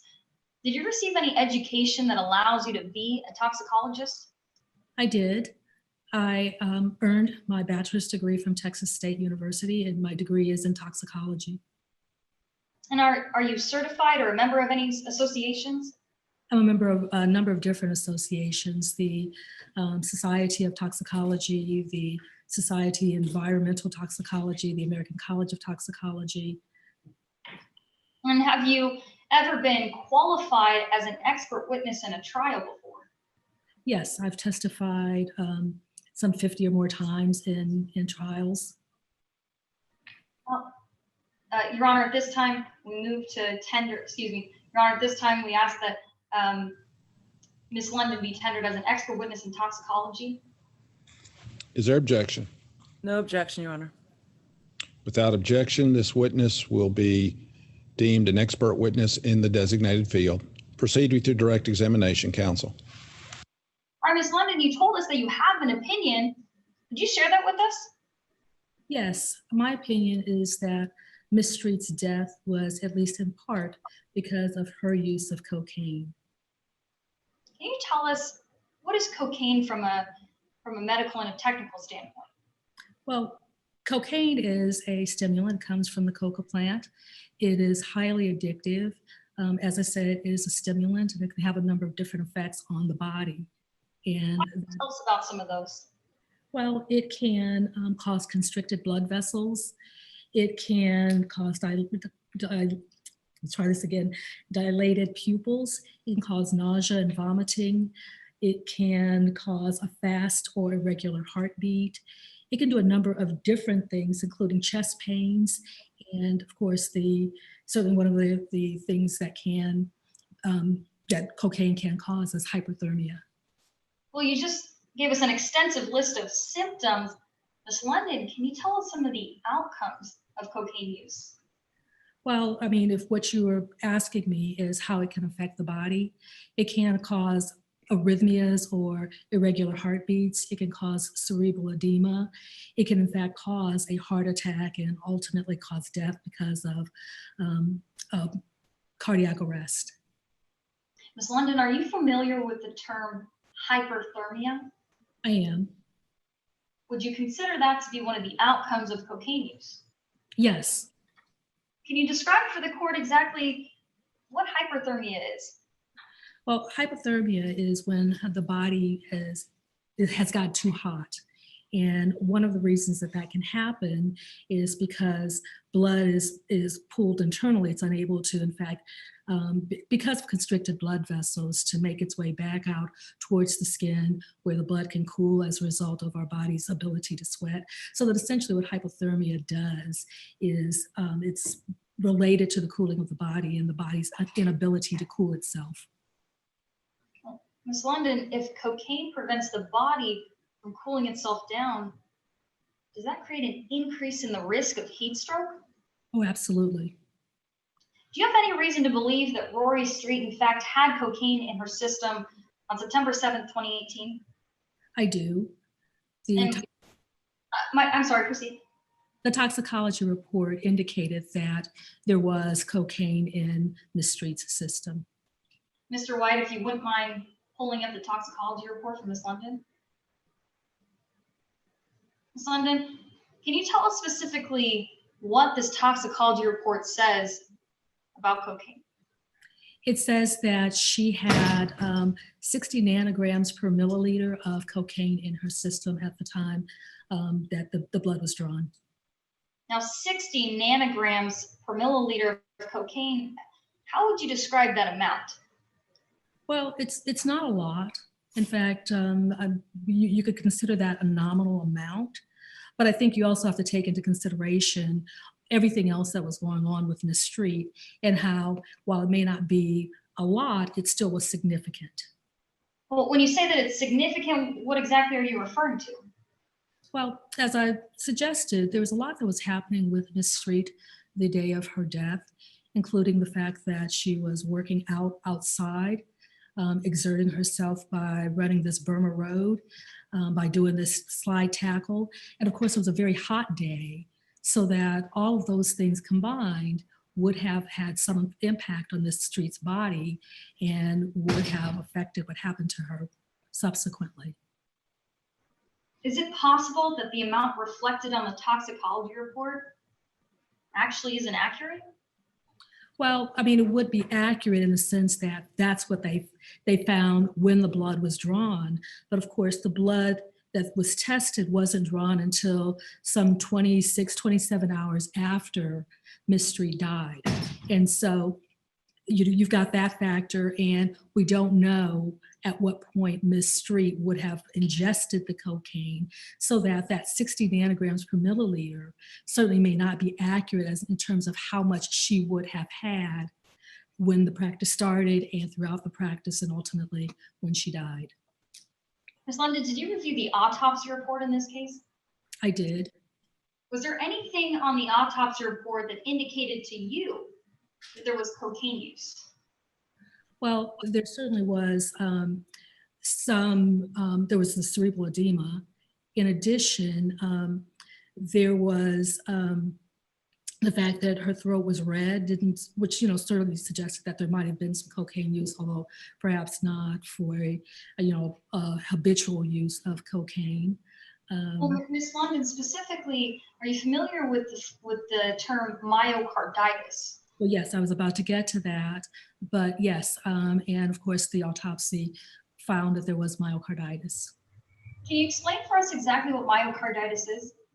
Myocarditis is a swelling or inflammation of the heart, which is associated with cocaine use. So, Ms. London, at the end of the day, what is your opinion as to Rory Street's death? My opinion, based on a reasonable degree of professional certainty, is that Miss Street's death was because of, at least in part, cocaine use. Pass the witness. Cross-examination by the plaintiff. Yes, Your Honor. Good afternoon, Ms. London. Hello. Now, on direct, you talked about the amount of cocaine that was found in Rory's system. You remember that? Yes, I do. And that was 60 nanograms, correct? 60 nanograms per milliliter, yes. Now, you said that it could possibly be higher than that on the actual day that she died. Yes. Now, you said possibly because you have no idea if it actually was, right? That would be correct. I'm not sure anybody does, but yes. Right. But you specifically don't have an idea. I do not. Now, you also mentioned that on your direct, that it's your opinion that cocaine caused Rory's death in part, right? Yes. Which means something else could have caused her death. Yes, that's a fair reading. Now let's talk about why you believe it was cocaine. You talked about some of Rory's symptoms on direct. You remember that? Yes. And some of the symptoms you believe that are consistent with cocaine use are that she was unusually pale on September 7th. Well, not because of the cocaine use. I mean, certainly there were reports that she was pale. Well, perhaps I'm not understanding your question. I can rephrase. You said there were certain symptoms that Rory experienced on September 7th that led you to believe that she was using cocaine that day, right? Right. Such symptoms include nausea. Nausea is certainly something that is associated with cocaine use. Convulsing. I don't believe I said that during my direct exam, but yes, had tremors and muscle twitches, which could look like convulsions, yes. You said that in your report that you created for this matter, right? Convulsing, struggling, Yes, vomiting, yes. I don't. trouble breathing. As a symptom, I didn't say that that's what she had, but yes, These are all symptoms that could be associated with cocaine use, right? yes, Now, you also know that the symptoms I just listed are also consistent with heat exhaustion and or heat stroke, right? yes, And you know that they're consistent with fatal heat stroke. yes. Judge Gilstrap, I'm sorry. Yes. One of our scoring judges had her power go out, so she's fallen off the meeting. If we can hold on for just a moment, she's going to try to rejoin on her phone. If we can give her just a moment to join before we continue on. All right. Let us know when she's back on. I will do. I'll come right back on as soon as she's back on the meeting. Everybody will just stand down in the meantime and go off the record until we hear more.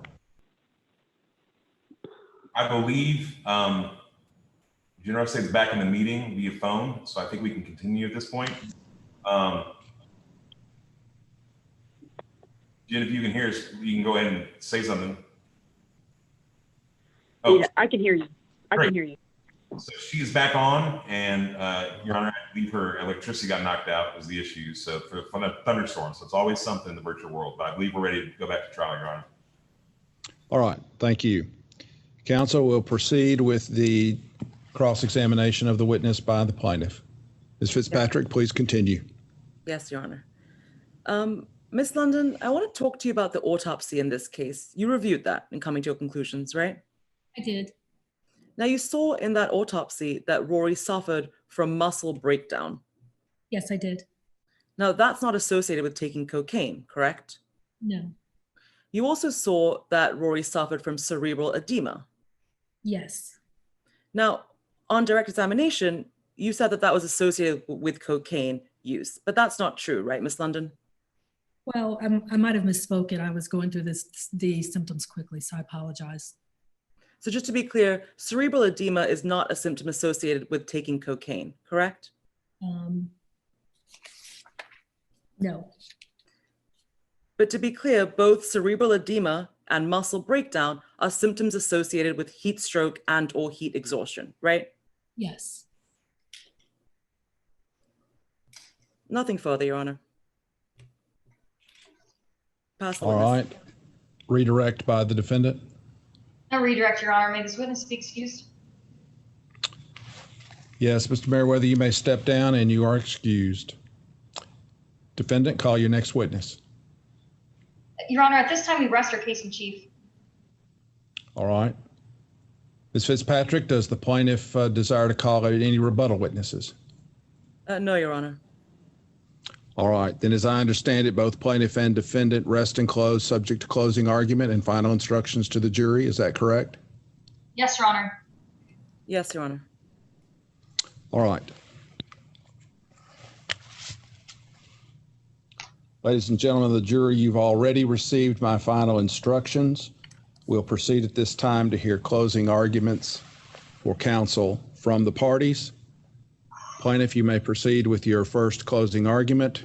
Plaintiff has a total of 25 minutes available.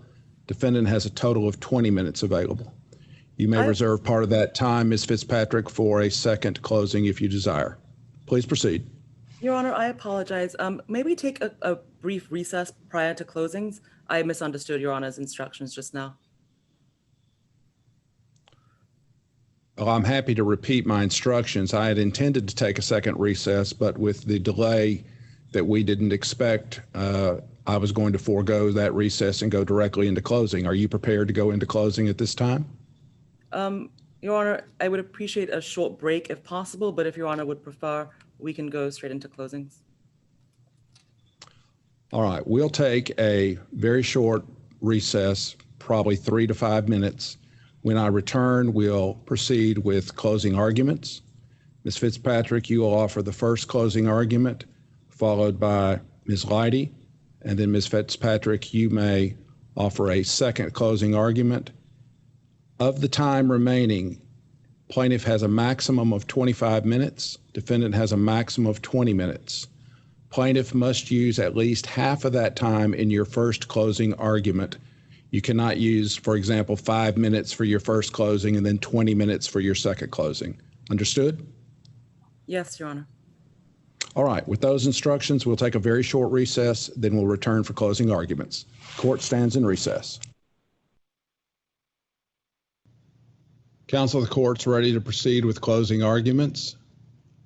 Are counsel prepared and ready to go forward?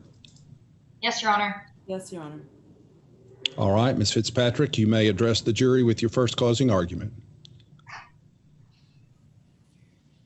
You're useless on the field, so I might as well run you until you pass out. Those are not the words of a reasonable person. That is not what a person charged with protecting his players' health and safety should be saying. But those words, run you until you pass out, is what the defendant told Rory Street moments before she collapsed during soccer practice, shaking, convulsing, and then dying because of the negligent action of her coach, the person responsible for her health and safety. The defendant prioritized discipline over safety and winning over health, and Rory Street was a victim of this. What occurred on the defendant's soccer field on September 7th was egregious. It was preventable, and it was negligent. Your Honor, we have proven today by a preponderance of the evidence that the defendant was negligent in both his drills and his decisions on September 7th. He had a duty to conduct practice in a reasonable manner that protected the health and safety of his players like Rory Street.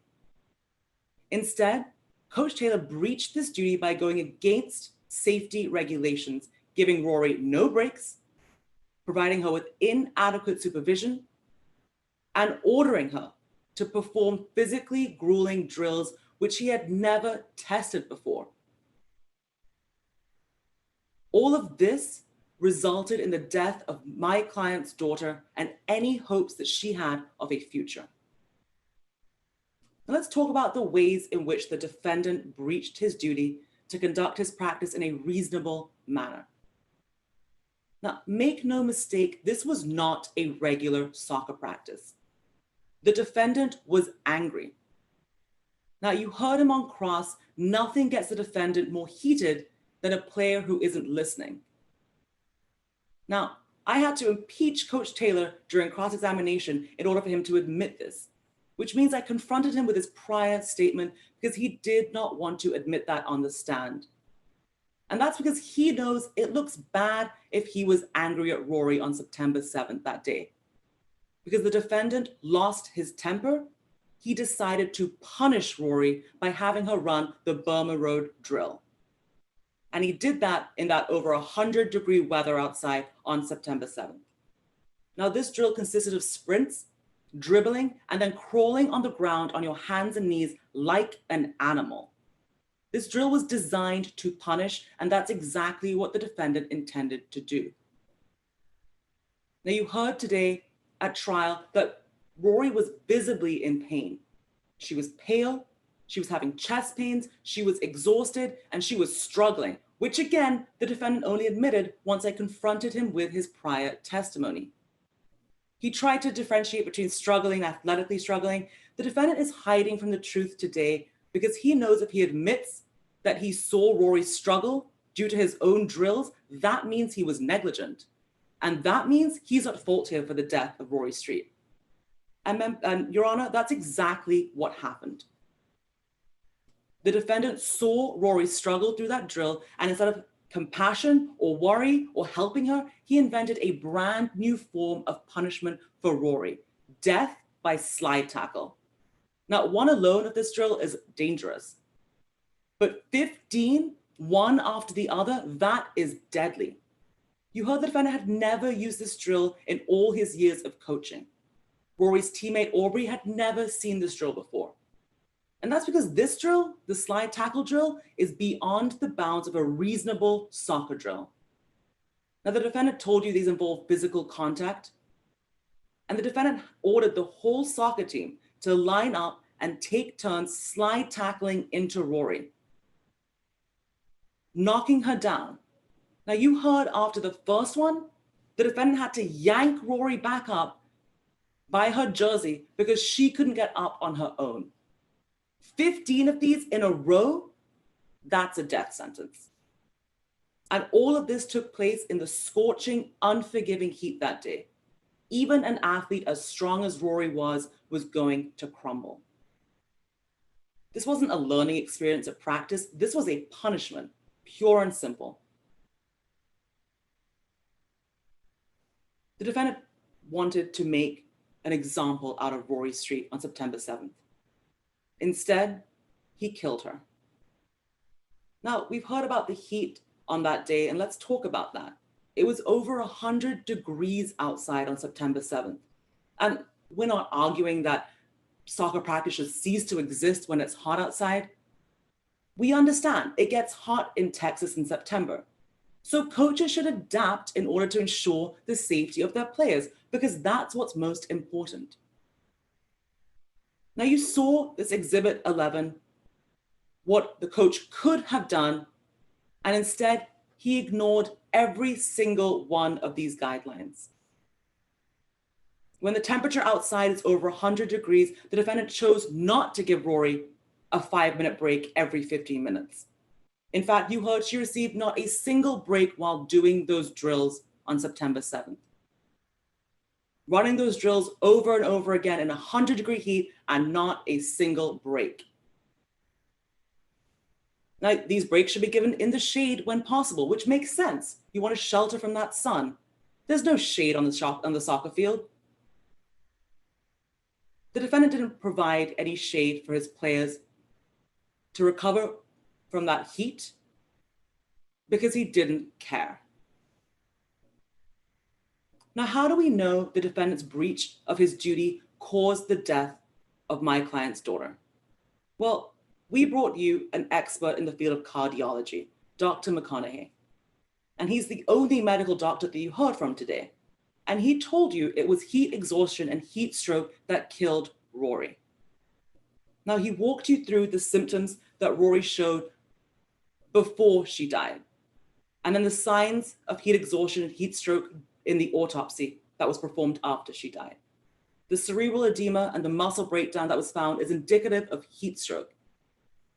And as for the symptoms, excessive thirst, pale skin, weakness, fatigue, sweating, seizures, Aubrey sat up here and told you how she could see those visible signs and that Rory was clearly in pain and struggling during that practice on September 7th. You know who ignored those clear signs? The defendant. The defendant chose to ignore these signs, but Your Honor, you must not ignore them in coming to your verdict. If Aubrey could see all of this, so could the defendant. She just didn't care, and that is negligence. Now today, rather than take responsibility for what the defendant did, the defendant wants to blame a nominal amount of cocaine that was found during an autopsy for this death. Now, you heard defense counsel say in opening statements that it wasn't the coach, it was the cocaine that caused Rory's death. But cocaine wasn't responsible for the actions of the defendant. You can't blame cocaine for the defendant ignoring safety regulations on the field. You can't blame cocaine for forcing players to run around in scorching heat without any breaks, without any water, without any shade. You can't blame cocaine for the defendant's failure to supervise Rory as she was ordered to perform drill after drill after drill after drill. You cannot blame cocaine for Rory's death. All the defendant brought you today to substantiate that claim was the word of a toxicologist whose entire report was essentially speculating that because there was some cocaine found, that must have been the cause of death. But Your Honor, even she, their hired gun, could only blame the cocaine in part. Ms. London could not get past the heat stroke that the defendant caused in this matter. Also, our expert, the medical doctor that we brought you with degrees in biology and chemistry, told you unequivocally it was not the cocaine that caused Rory's death. It was the heat, and it was the defendant, her drills, and her decisions. Your Honor, my client, Miss Street, lost her daughter to heat stroke because of the defendant's negligence on September 7th. The defendant prioritized discipline over safety and winning over health, and Rory Street was a victim of the defendant's negligence. Rory was the defendant's responsibility, and as such, you must hold him accountable. That's why, Your Honor, when you use this verdict form to determine negligence in this case, we ask that you answer the first question: did the negligence, if any, of the persons named below proximately cause the death of Rory Street? As to Reese Taylor, the answer is yes. As to Rory Street, the answer is no. The defendant, Coach Taylor, is responsible for the death of Rory Street. It was his drills, his decisions that killed her. He failed to supervise Rory adequately, failed to provide enough breaks from the scorching sun, and forced her to perform drills that had never been tested. This resulted in her death, and as such, we ask that you find him liable. Thank you. The court will now hear closing arguments from the defendant. Yes, Your Honor.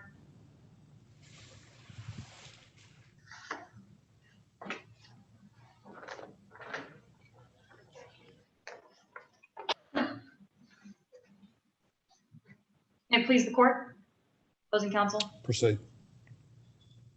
The problem wasn't the coach, it was the cocaine. Not a single person on that soccer field knew that when Rory stepped out that day, she had cocaine running through her veins, because she kept that information to herself. She told no one, not another teammate, not the trainer, and certainly not Coach Reese Taylor. In this case, none of the discipline, none of the intervention, and certainly not any of the safety measures would have prevented this kind of tragedy. Because when it came to Rory's death, it wasn't about the cocaine. Excuse me, it wasn't the coach. It was the cocaine. Your Honor, when it comes to assigning fault today, you're going to be guided by one very important document. It's called the jury charge. And it's a document that opposing counsel just showed you. You see, it contains instructions on how to evaluate the evidence presented today.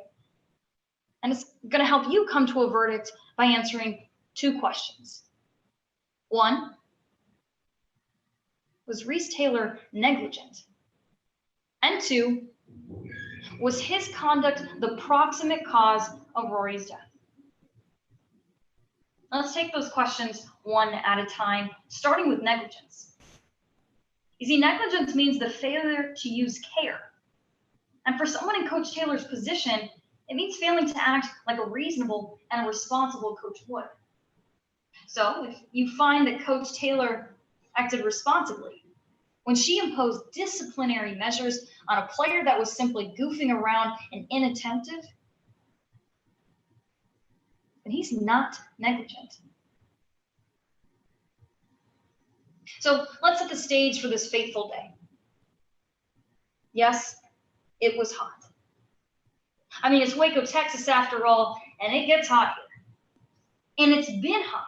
For the last 26 years that Coach Taylor has been hosting practices in the afternoon sun. But there's been no evidence that in those 26 years, anyone else has ever had a problem with heat stroke. Not until Rory. Or allegedly, at least, because that's what opposing counsel is claiming today. This had nothing to do with cocaine use, but that being out in the sun in and of itself is what caused Rory's death. But you have to ask yourself, why didn't it affect any of the other teammates? Rory wasn't the only one out on the field that day. In fact, the entire team was there because it was a scrimmage.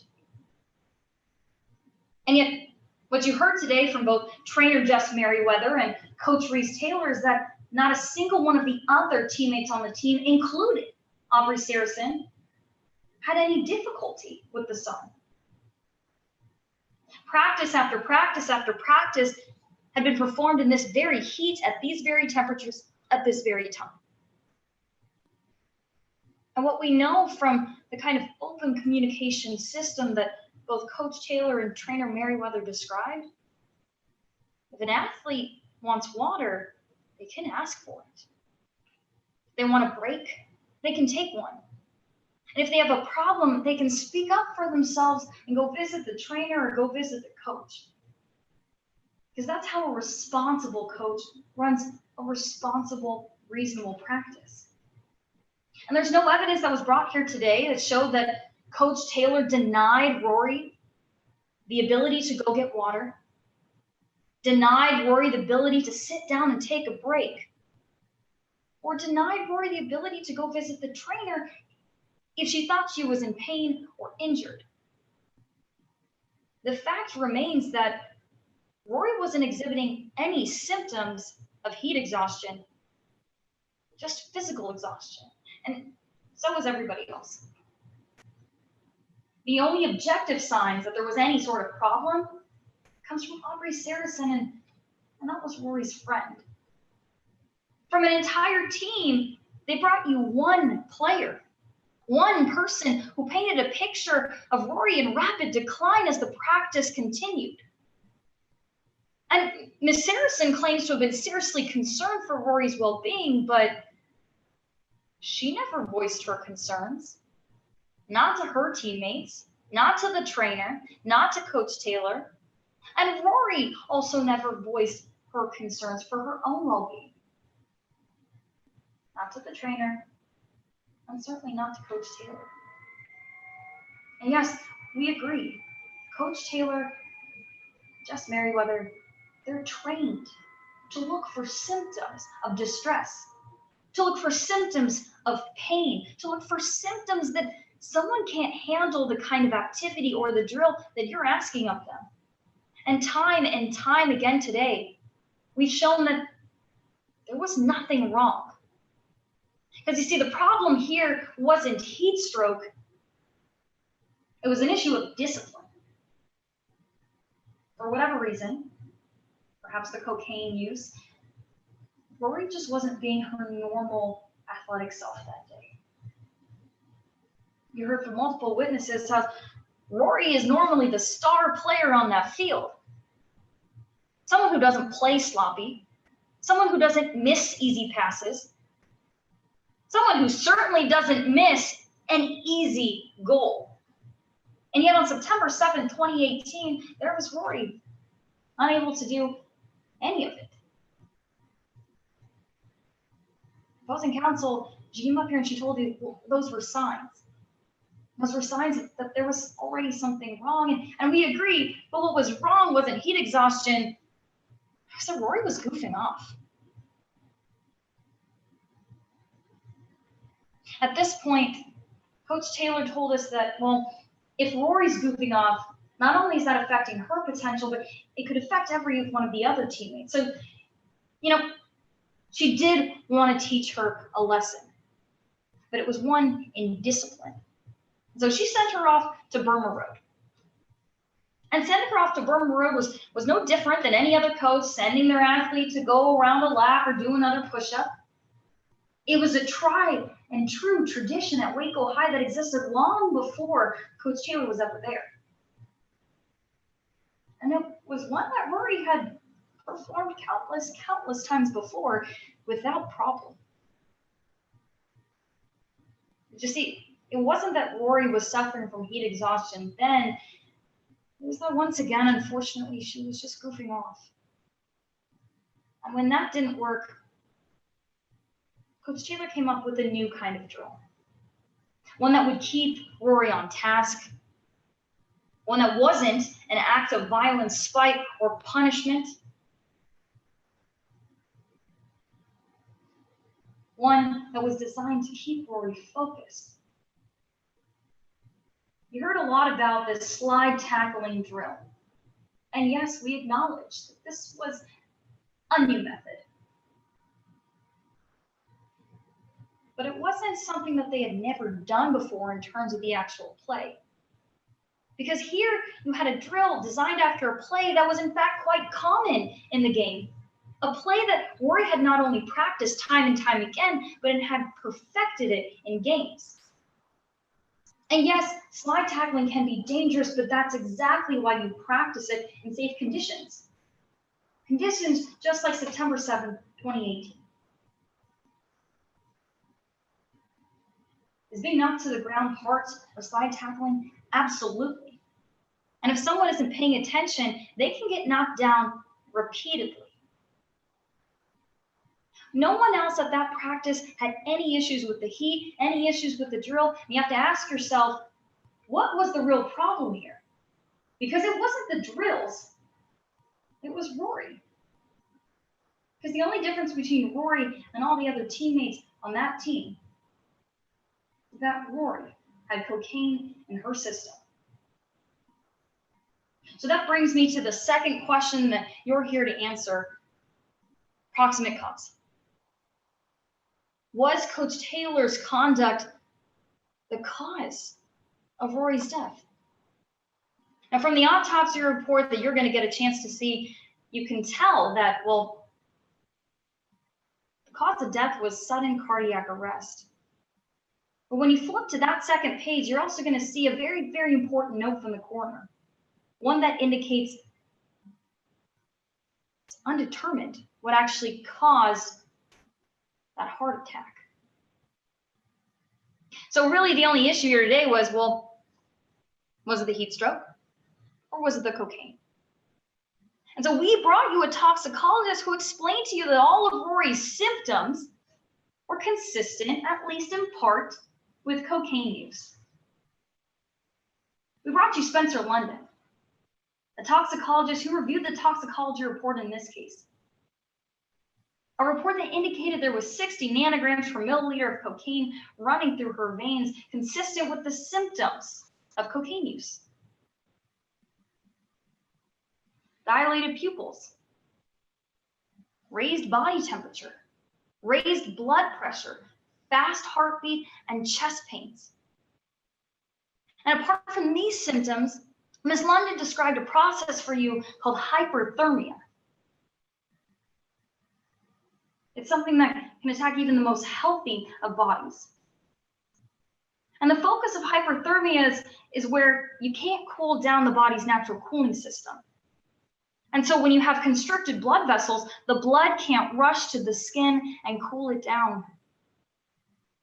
And so for someone in Rory's system who walks out onto that field with cocaine in it, she walks out into the hot Waco sun and the hot Waco heat, and she engages in physical activity after physical activity after physical activity. Well, Ms. London told you. The three of that together is enough to make a deadly combination. She explained to you that, well, 60 nanograms per milliliter, I agree, is a nominal amount, but it's still significant. And it's significant because at the time that Rory died, it was 5 o'clock. And at the time that the blood was tested, it was 7:30 the following day. She explained that the difference in that 26 hours is crucial because what it tells us is that the toxicology report may not accurately reflect the amount of cocaine actually in her system. And it wasn't just Ms. London who told you that. Their expert told you that. He said it was possible. There was in fact elevated levels of cocaine in her system. This is the science. Every symptom that Rory was experiencing is directly linked to cocaine use, including the one found on the autopsy report, myocarditis. And that's why, to a reasonable degree of medical certainty, Ms. London told you that at least in part, cocaine use caused Rory's death. That's just a fact opposing counsel can't deny. There was cocaine in her system, and it's unfortunate and it's unfair that Rory's not with us anymore. But the sad truth is, Rory should have never done the cocaine. There should have never been any cocaine found in her system.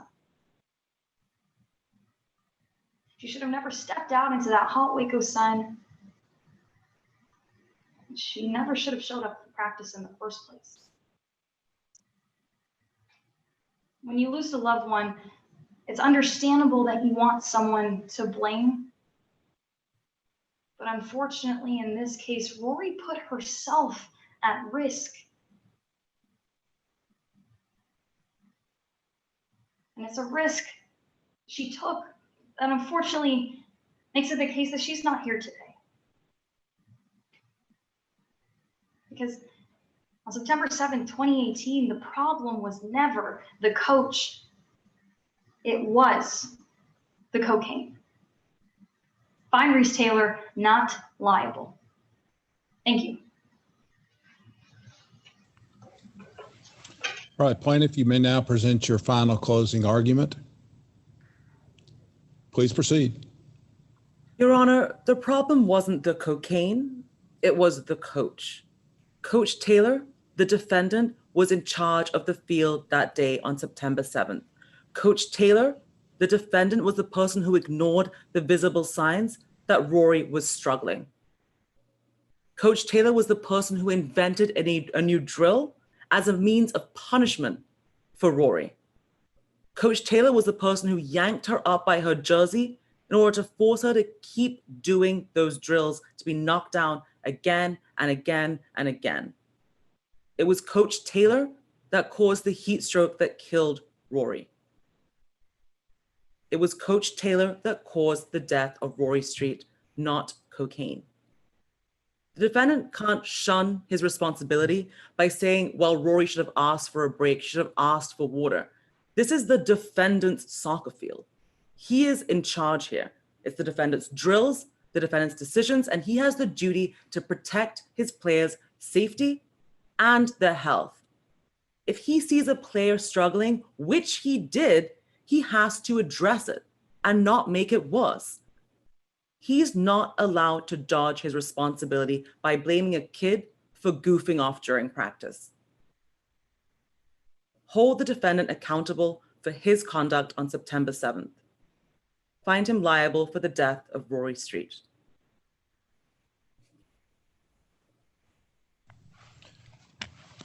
Thank you, counsel. That completes the trial in this case. We await the jury's verdict. And scoring judges, if you'll go ahead and send your ballots into me by email, and if everybody else will stay in the room, we'll come back as soon as we can tabulate those ballots, and we will announce the winner of Top Gun 11. Thank you.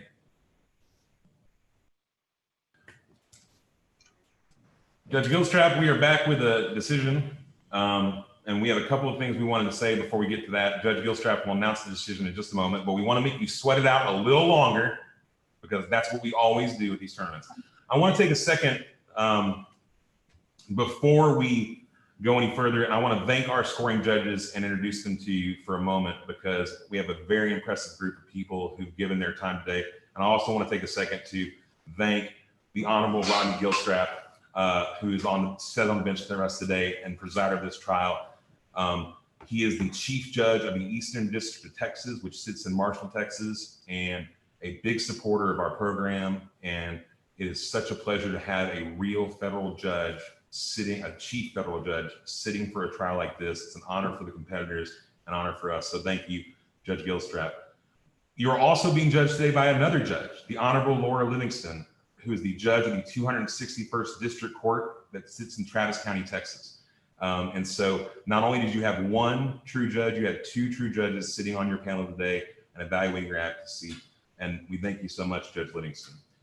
You're also being judged by Marilyn Brown, who is a partner at Jackson Walker LLP in Austin, Texas. Mark Mann, who is a partner in the MT2 Law Group in Henderson, Texas. Jordan Mayfield, a partner at Naaman House Smith & Lee PLLC in Waco, Texas. Lynn Robbins, a partner in Robbins Travis PLLC in Southlake, Texas. Jennifer Rustay, a former partner at Hagen's Montgomery Rustay PC in Houston, Texas, and Katie Sweeten, a trial attorney in the counterterrorism section of the National Security Division of the Justice Department in Washington, D.C. So somebody who's up there putting away bad guys for us. We want to thank all of our scoring judges so much for your time and for being a part of this, a very impressive group that you get the honor of being evaluated by today. I also want to take a moment and thank Naaman House, Fifth and Lee, who have been our partners in Top Gun every single year since the beginning. They are the firm that sponsors the $10,000 award that will go to the winner. And every single year we ask them to come along, and every single year they back us up. To be honest, I'm a little biased because I worked there for 15 years. And not only did they give the law school $10,000 for this prize, they gave the law school me. So we thank them so much. And they are our partners in this tournament, and we couldn't thank them enough. Finally, before we get to the decision in this round, there's one more thing and one more award we wanted to give. I'm going to do it very quickly, but I do have a little story to tell. We normally give a professionalism award at this tournament, and that's normally voted on by the competitors. But because of this new online world, and we didn't have the chance to mingle and spend time together, we thought we weren't going to give that award this year. And we changed our minds because something very special happened yesterday, and two competitors from Temple University, Eric Love and Lauren Doig, had to compete in a trial while a riot was happening right outside their building. And they fought through that and they finished the round. If we love anything at Baylor Law, it's competitors. If we love anything at Baylor Law, it's trial lawyers. And going through that and wanting to finish the round is what it means to be a trial lawyer. So we want to award Eric Love and Lauren Doig the Professionalism Award from Top Gun 2020, because what they showed yesterday is the kind of competition that we fought for when we decided to go forward with this. So congratulations, I hope you're watching, but we will be sending you an actual award so you can put it on your mantle so you'll always remember the day that you taped a t-shirt over a fire alarm so you can keep advocating in an online trial in this weird world we now live in. So we wanted to say that, and with that, I will pass it off to Judge Gilstrap to announce the winner of Top Gun 2020. Thank you, Professor Little. Let me say first to both competitors, Ms. Fitzpatrick and Ms. Leidy, you both have done an exceptional job here. I can't help but think back to my feeble efforts when I was in law school, and you are very far ahead of the average law student in your advocacy and your oral argument abilities.